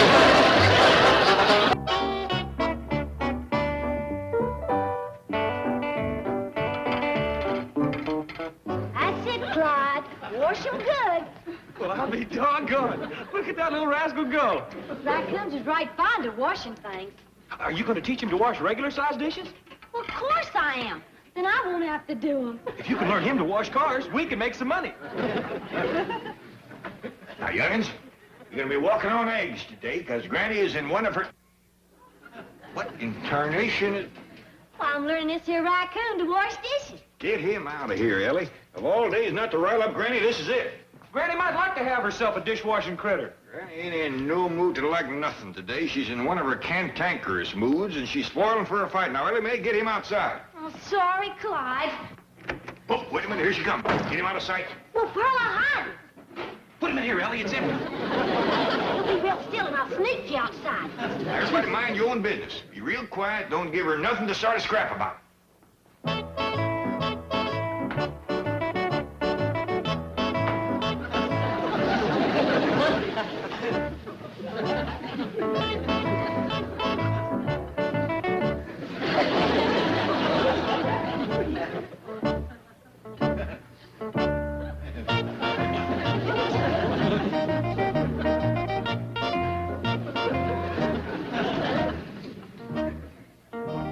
Nobody even gonna speak to poor old Granny. Good morning, Granny. What's good about it? Well, the sun is shining and it ain't raining. What have you got again, rain? You want this whole place to dry up and be a desert? The farmers need rain. What are you, a farmer hater? No, ma'am. A lizard lover? No, ma'am. Now, what are you? Who you telling to be quiet? Nobody. Are you taking his side again me? No, ma'am. Are you taking my side again him? No, ma'am. Why not? Ain't I right? Well, yes, ma'am. Then that makes you on my side. Yes, ma'am. Well, get off of it. Come on, Ellie. I'll help you tote this pot outside. I'll help too, Ellie. Just a doggone minute. What's in that pot? Victuals, Granny. Then why are you toting them outside? Well, they's a mite underdone, so we's giving them to the critters. Not so fast. Who says they's underdone? I reckon I do. Well, I say they's just right. Okay? Give me that pot. I'm hungry. Now, Granny, take my word for it. Them victuals ain't cooked enough. I say they is. No, they ain't. Yes, they is. Well? I win. They is just right. For a picnic. When Granny's spoiling for a fight, she's sure gonna have one. Boy, that's the truth. I have known that little woman to grow a couple of stalks of cotton just so she could scrap at the boll weevil. Howdy. Oh, just a minute, I'll ask. Hey, is Granny cooking lice, though? Yeah, why? Yes, ma'am, that's what you smell. Yes, ma'am, now you do that. And bye. That's gonna get the fighting out of Granny's system. What is? Who was that? Well, that was Mrs. Drysdale. She says that she's gonna throw Granny's soap kettle into the cement pond. Let's go watch the fun, Ellie. Now, hold on. You young'uns stay here. I'll go see if I can head her off. Get that vile mess out of here. Well, Miss Drysdale. What was that you said again, honey? I said, get that vile mess out of here. I thought that's what you said. Don't stand there making that ridiculous noise. Do as I tell you, or I'll dump it in the pool and you after it. Keep talking, honey. I want you to have a full head of steam when I tap your boiler. Mrs. Drysdale. She's mine, Jed, all mine. Leave her be. Yeah, but Granny, you don't want to fight her with your sweater on, do you? No, help me take it off.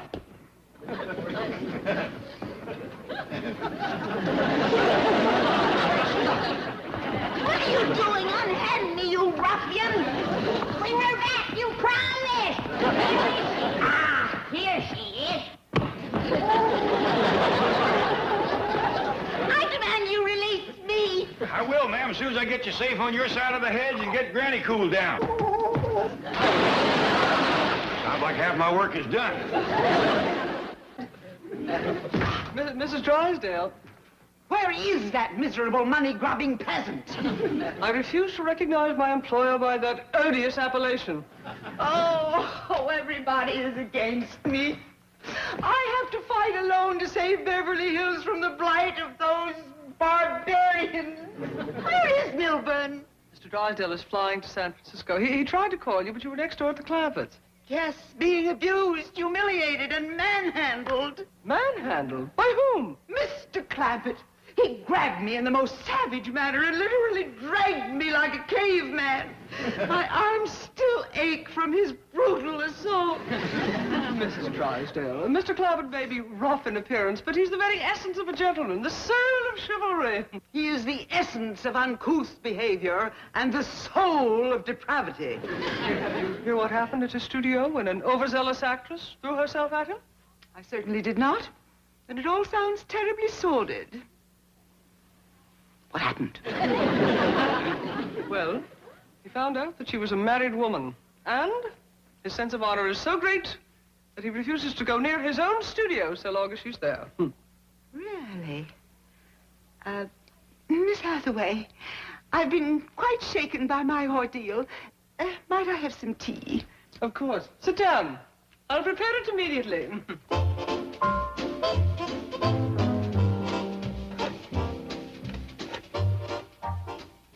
Marie, please see that my new Paris creation is pressed. And summon my beautician and masseurs. Oh, and Marie, I want to borrow some of that perfume that you find so devastatingly irresistible to men. No, it is not for Mr. Drysdale. I'm going to throw myself at Mr. Clampett. What? Of course I'm able to drive home myself.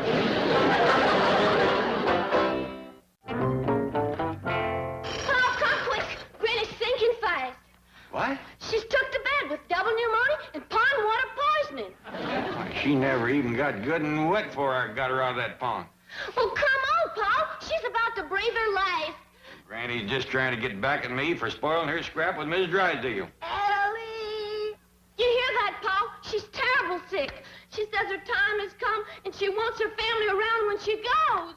Just run! Hurry, Paul, hurry! Where's coming,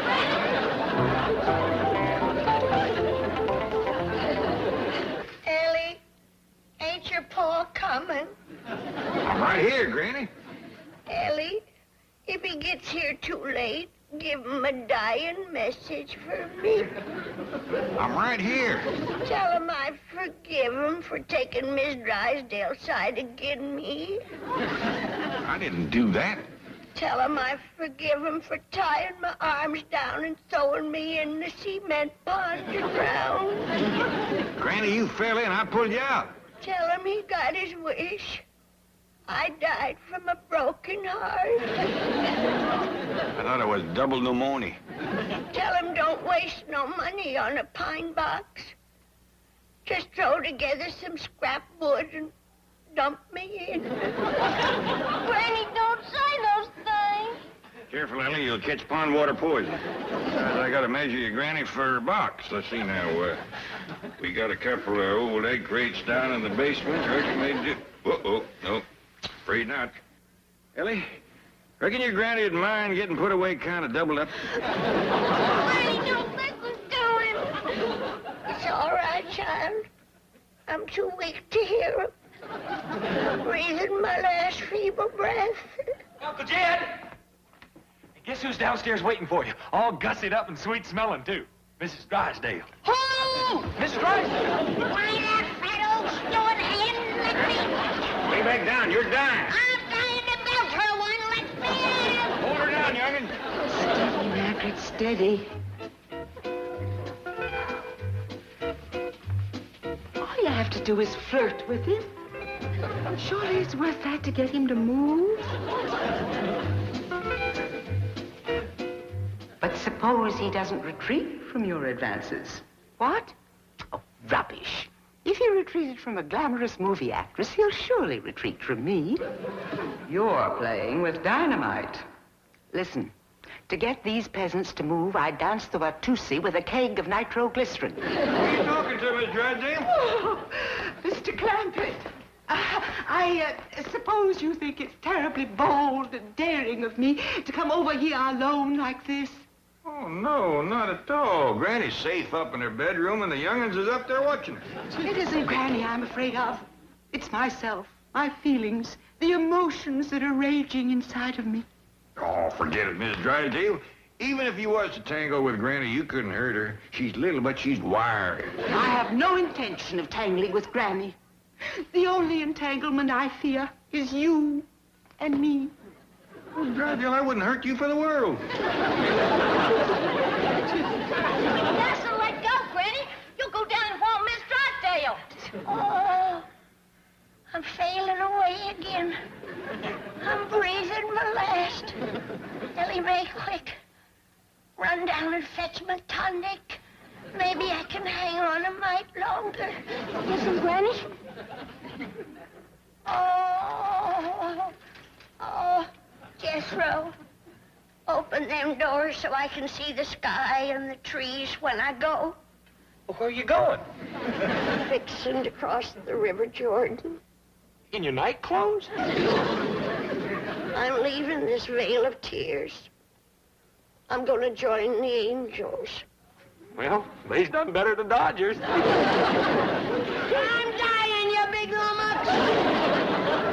No, you ain't, Granny. You'll feel fine just as soon as Ellie fetches your tonic for you. She'll get the wrong bottle. She ain't smart like you, Jethro. Shucks, she ain't had education like me. I should have sent you. You'd have got the right bottle, 'cause you're smart. That's true.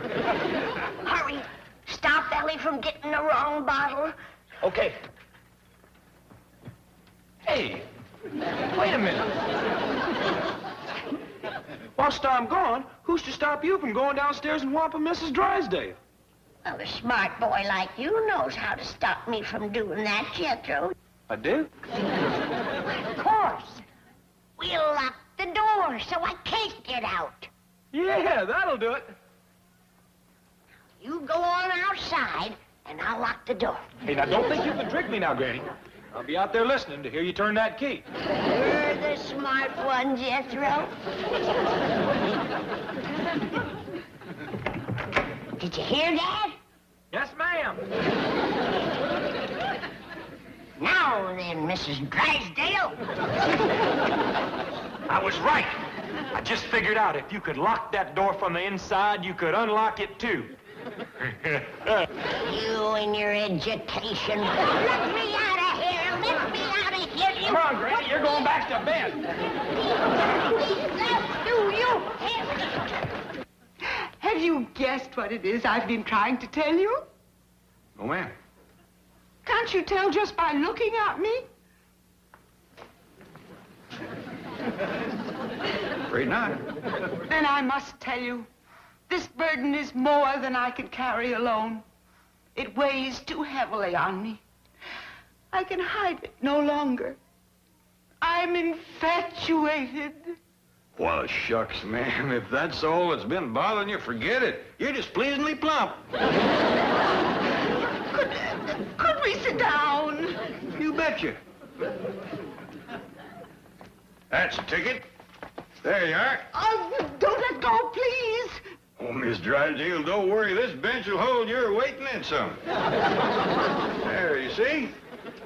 Now I'll just drag up this chair. Oh, can't you sit here beside me? Of course, you don't take up more than half. There. Now you feel better? I'd feel much better if you could put your arm around me. Miss Drysdale, I could put my arm around you and have half of it left over. You've got to stop worrying about being fat. There, you city women fret more about extra pound here and there. Mr. Clampett, Jed, I've been trying to tell you something in a subtle manner, and I'm getting nowhere with it. Very well. I'll show you how I feel. Now, do you know what I've been talking about? I do for a fact. You're plumb shutting off the blood to my leg.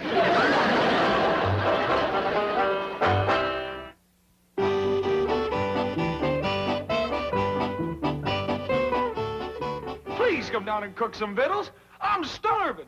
Hey, looky here. I done took 3 hitches in my rope. I told you, I ain't stirring out of this chair until your Uncle Jed comes in here and answers me some questions. Like what, Granny?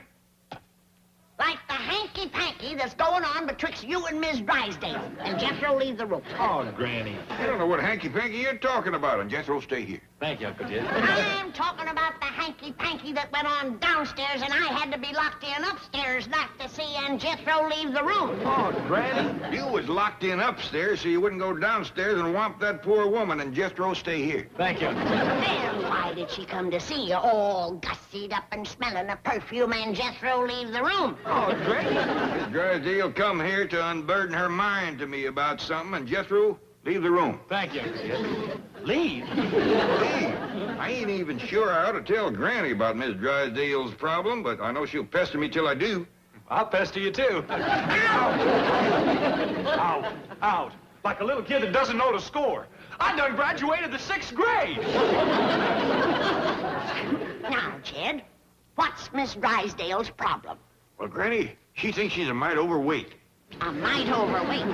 To tell me that you sent Jethro out of the room? Well, you know him and his big mouth. And to tell you that Miss Drysdale got dressed to the nines and pickled in perfume? That's the truth, Granny. Who do you think you're greening, Jed? Has that woman took a shine to you? Granny. Don't you granny me. I remember you when you was the lady killer of Cass County. Granny, that was 25 years ago. It was only 2 days ago that movie actress throwed herself at you.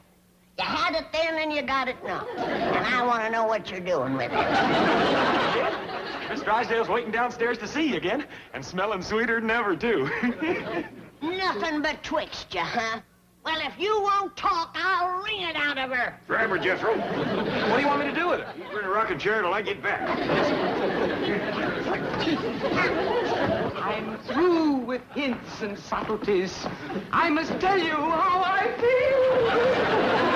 Jethro, you're much too smart to waste your time holding me like this. I am? Of course. A smart boy like you would figure out how to tie me in this chair with a piece of rope. Well, I ain't got no rope. Smart boy like you would figure out how to use that rope around your waist. But yeah, I could do that.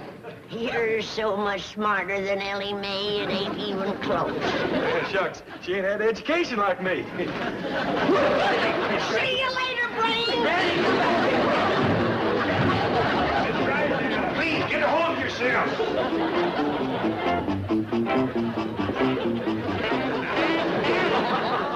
Nothing betwixt you, huh?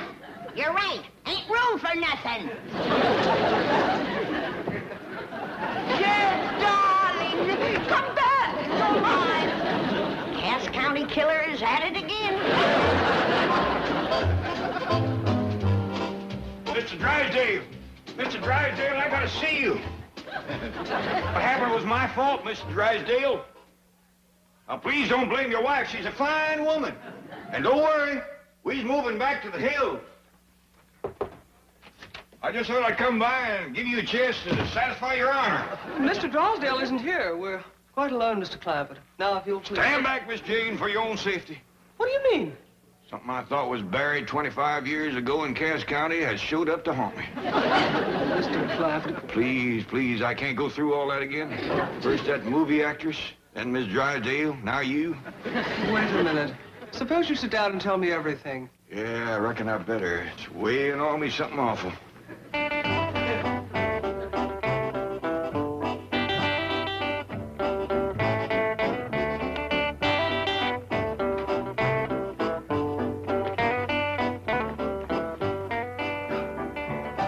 You don't have to help no more, Miss Drysdale. You best go home before Jed gets back. Oh, but I want to help. I'm so grateful to you for moving back to the hills and taking temptation out of my reach. Burton, you're loaded, Uncle Jed.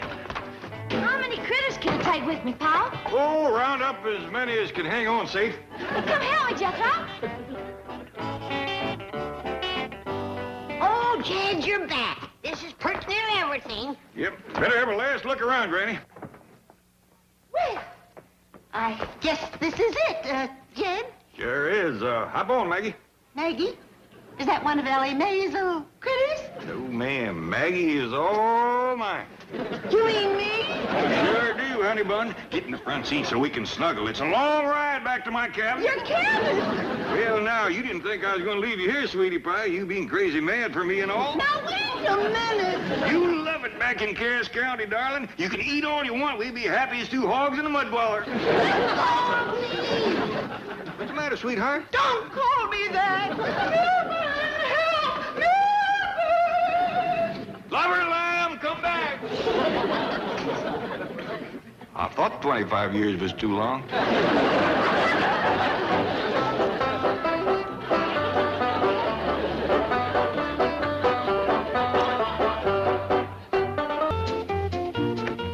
Chief, look who's here to see you. Howdy, Mr. Drysdale. Howdy, Mr. Drysdale.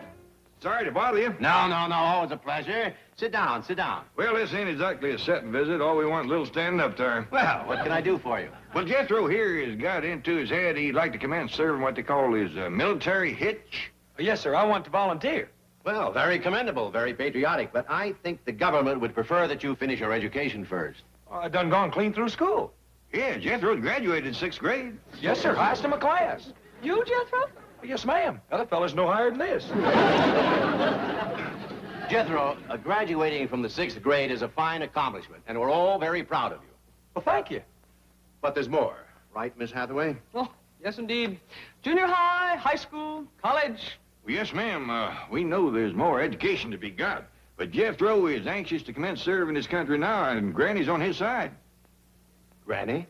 Yes, you see, Jethro ain't got his full growth yet. And the more he grows, the more he eats. And Granny is wore to a frazzle keeping him let out and filled up. And she says, let the government feed him for a spell. He can serve his country while his country serves him. Of course, he can resume his education when he gets out. And by volunteering, you can choose any branch of the service you like. Army, Navy, Marine Corps, Air Corps, Coast Guard. Have you decided what you'd like to be, Jethro? Well, yes, ma'am. I want to be a spy. Whatever gave you that notion? Well, I seen this movie about a spy, Old 007. This rascal really had himself some high old time. 007? Oh, you mean 007? Yeah, you see, double knot spies is what you call irresistible to women. This fella spent most of his time fighting and loving and fighting and then loving some more. See where you can hold your own fighting, but when it comes to loving, you're greener than a gourd. Let's go swimming. Swimming is for fish. Besides, I gotta fix Jethro's britches. I've done let him out as far as they'll go, and they still hit him halfway up his drumsticks. Maybe we could stretch him. Maybe so. Here, grab hold of the ends here, and we'll see if they got any give to him. Yes, ma'am. Hey, they stretched out real good. Them britches have done give all they got. Well, Granny, like you say, quick as Jethro joins the army or something, the government will keep him in clothes and feed him, too. That's right. I do hope we're doing the right thing by sending Jethro into the service. It's like giving the United States another country to feed. Jethro does set a great store by his victuals. Well, you know, he kept Pa waiting on a truck this morning because he had to have a snack before he left.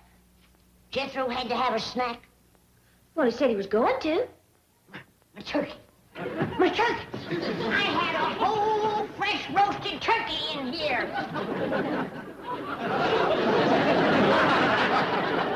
Jethro done snuck in, snitched it, snacked it, and snuck out.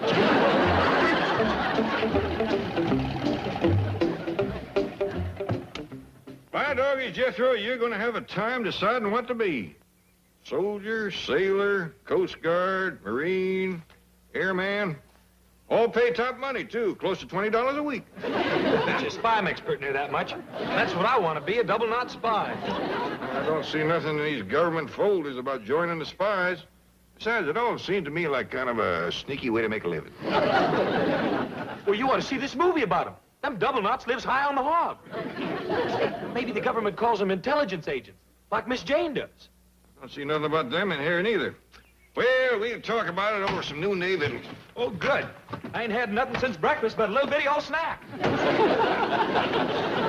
There's something to think about, Jethro. Do spies eat as good as soldiers and sailors? Well, gee, I don't know. This movie didn't have much eating in it. Mostly fighting and loving. Well, you can't keep that up for long without eating something. Another thing, do spies get to wear fancy uniforms? Well, gee, I don't know. You could do with some new duds. Them breeches of yours look like you're fixing to wade a creek. Yeah, but spies gets lots of other dandy things, like shoes with knives that stick out of them, and suicide pills, and cigarette lighters that take pictures. Well, the food shoot is back. The one-man locust play. I bet you're hungry, ain't you? Oh, yes, ma'am. What's for victuals, Granny? Overlooked stew. What's that? I'm stewing everything he overlooked. And it ain't much. Go fetch your cousin Ellie. She's swimming in the cement pond. No. Go out the front way and around. You ain't passing my icebox again without somebody riding a shotgun on you. You have done snitched your last snack. Now, Granny, all growing boys eats between meals. That one eats between bites. Here's the outfit Jethro ought to join up with. The Marines. How come you picked them? Well, at least they can feed them. They got fish ponds down there the size of this house. Down where? Marine land. Yeah. We went fishing down there once. Right friendly bunch. The fish wasn't so friendly, especially that big goomer they called a whale. Randy, you hadn't ought to try to catch him. He was just too much fish for one little woman like you. The fish ain't been born that's too much for me. All right, forget it. I ain't about to forget it. I vowed I'd come back and get him, and this is my chance. When Jethro goes down to join up with the Marines, I'm going with him. Now, hold on, Granny. Jethro ain't said he'd join the Marines. I said it for him. Now, Granny, Jethro is the one that's going to serve, and Jethro is the one that's going to choose. And it ain't right for you to try to force him into the Marines just so you can get back at that fish. You hear? Yes, sir, Jed.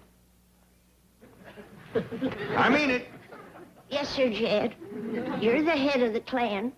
I wouldn't go again your word. All right. Let's go have some victuals. You're right, Jed. Anything you say, your word is law. I'm just a poor, old, weak, obedient woman. May, come on into victuals.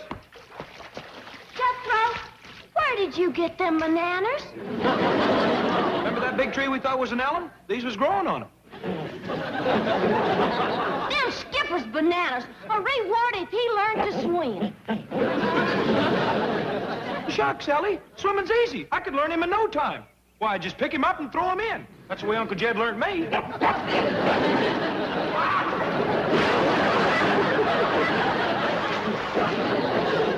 Attaboy, Skip. Come on.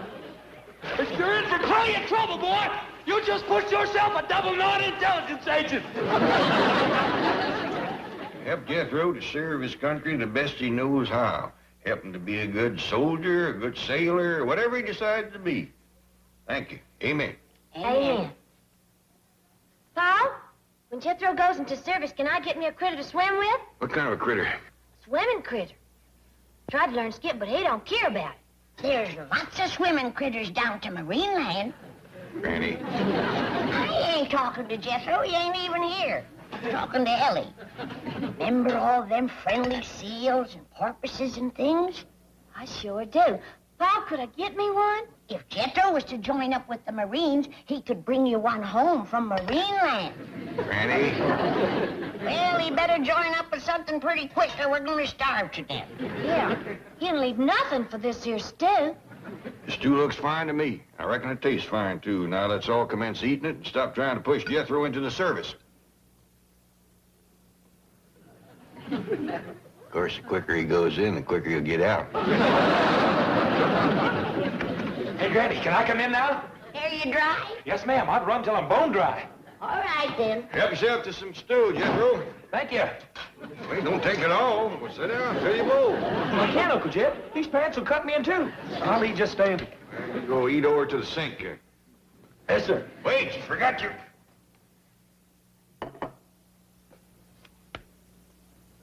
Join the Marines. I wonder how that got there. I wonder. Greetings. Oh, howdy, Miss Jane. Oh, don't let me disturb your lunch. I just brought a pin-up picture for our departing serviceman. A pin-up picture? Yes.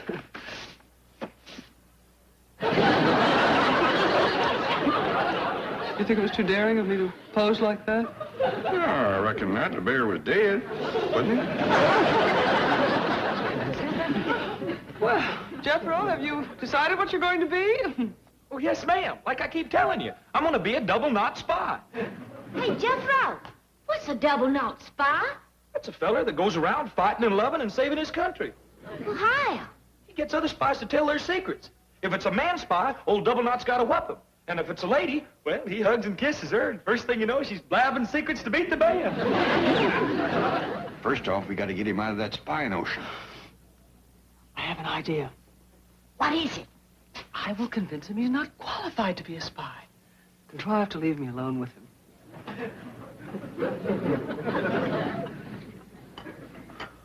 You gonna have some stew? Ain't that what I just had? Yeah, I reckon it was.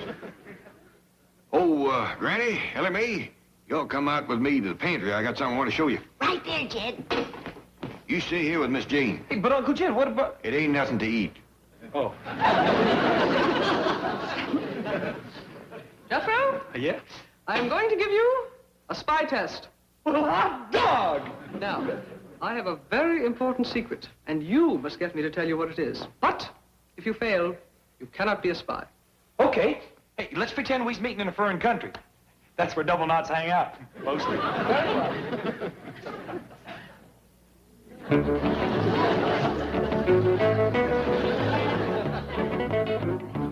Howdy. Well, hello there. You a spy? Yes? Me too. You got any secrets? Yes? What are they? I won't tell. That's what you think, baby.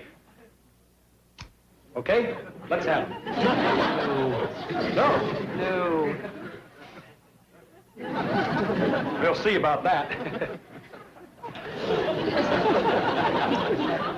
Okay, commence blabbing.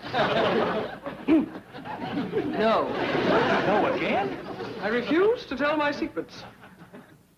Well, guess that means I can't be a spy. Oh, don't give up so easily. Well, I done kissed you twice and hugged you to boot. You've got to do everything you can to make me talk. Sure it's all right with you? I'm a spy. You've got to expect these things. Well, you'll talk this time, I guarantee it. No, I won't. Oh, yes, you will.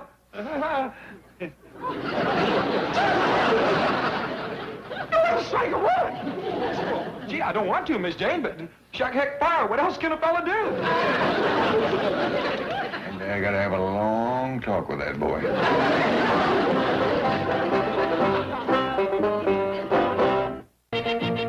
Come on. Time's a-wasting. Let's get to Marineland.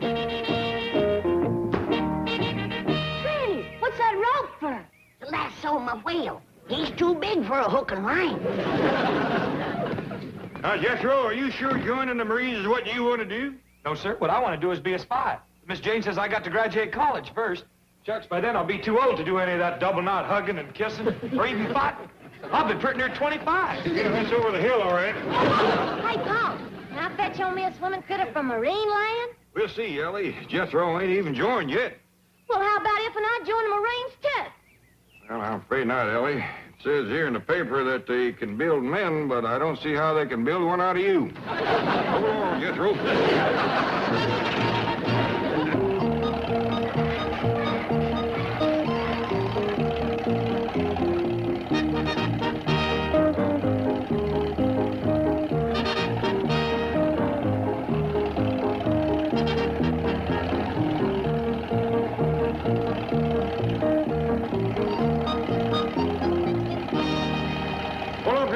Let's see what the sign said.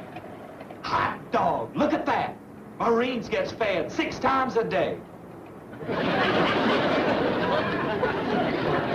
Yeah, you ought to be able to manage on 6 squares a day, Jethro. With a few snacks thrown in. This is the outfit to join up with, Jethro. I wonder where I go to volunteer, though. There's a sign yonder on that there fence. Let's drive up there.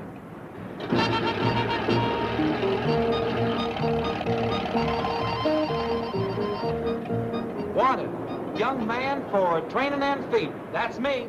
Wait a minute, there's more on that sign now. Must be expert diver. Uncle Jed, if they feed me right, I'll give them any kind of dives they want. From belly flops to double somersaults. Here comes a young fella. Maybe he can tell you where to join up. Well, can I help you folks? Yes, sir. Yes, sir. We was just reading your sign there, and... And this fine, young, handsome, good-looking fella is volunteering. Well, good diver, are you? Best in the whole world. Granny, let's not stretch the truth. He is at home in the water.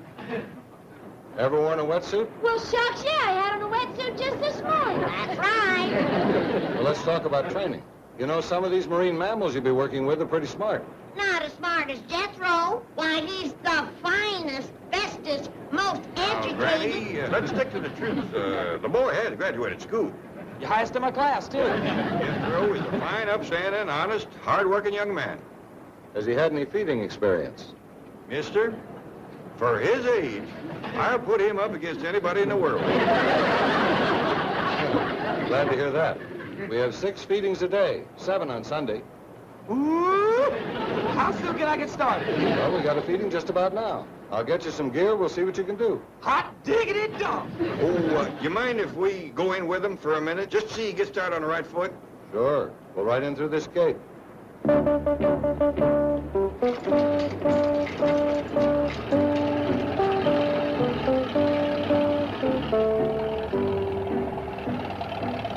me off at the porpoises. Find the whale pond. What is my swimming critter? Let me off. I like you.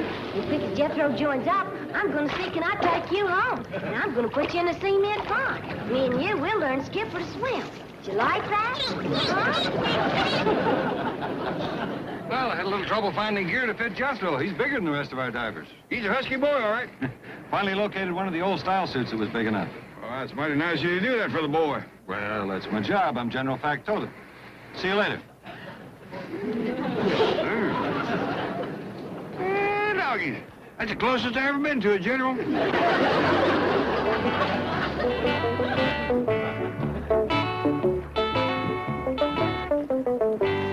Where are you, Mr. Bear? Come on up so I can get a look at you.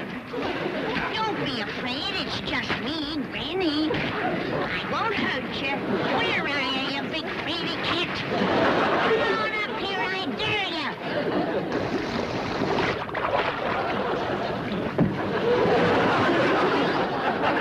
He's bigger than I remember.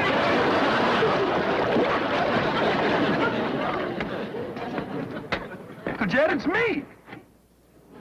Jethro? What are you doing in that get-up? This is what that feller told me to put on. Well, I reckon you just about got to do what he says. He's the general. Boy, I sure hope the Marines don't do much marching. These shoes must weigh 100 pounds. Couldn't stop, though. You're a long time wearing through them soles. You ought to have this belt he give me. It weighs another 100. So does this dad blasted helmet. Jethro, I wouldn't do a lot of belly aching right away. The general went to a lot of trouble to find you one of them suits that'll fit you. Yeah, well, he can have it back. I'm plumb tuckered out just walking here. That's why they feed you 6 times a day. But Uncle Jed, Look what they give me to eat. Raw fish. You're right generous helping. But Uncle Jed, I can't eat raw fish. I'm sure the General don't expect you to. Well, what does he expect me to do with them? Cook 'em. Of course. Marines has got to be able to do for themselves. Now, the General is just testing you. Get busy. If and you can't come home with me, then I'm going to stay right here with you. That's right. I'm with you. You like it? Let's play. Come on.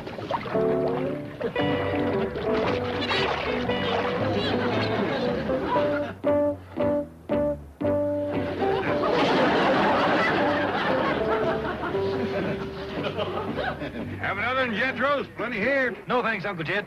That'll hold me till the next feeding. Snap to attention, Jethro. Yonder comes the General. Hey, help me out. Well, what in the name of Moby Dick is going on? Boy had himself a mess of fish. You mean you ate those fish I gave you? Oh, no, sir, not all of them. There's plenty left. Jethro, stir up the fire and cook the General fish. Oh, no, you're not supposed to cook those fish. Oh, well, I reckon you can blame that on me, General. He might have ate him raw if I'd let him. Oh, never mind. Grab your helmet and what's left of the fish and follow me over to the tank. You hear that, boy? You ain't gonna have to walk in them shoes after all. General's gonna put you in the tank.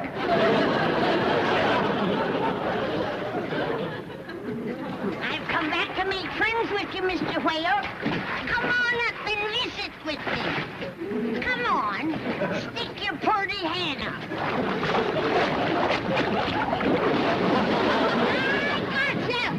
Jethro, give me there. Come see what I caught.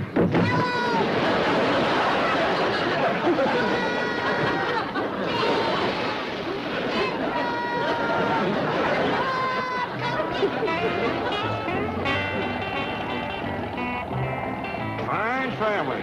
Everybody went in the water except the one who was supposed to. But Uncle Jed, if I'd have gone in with them lead shoes and belt and all, I'd have sunk like a rock. You're a chicken, Jethro. Now I'll never get my whale. Count your blessings, Granny. You got the greatest fish story ever told. What you mean? You're the first fisherman that was ever thrown back by the fish. Today's presentation. Viacom.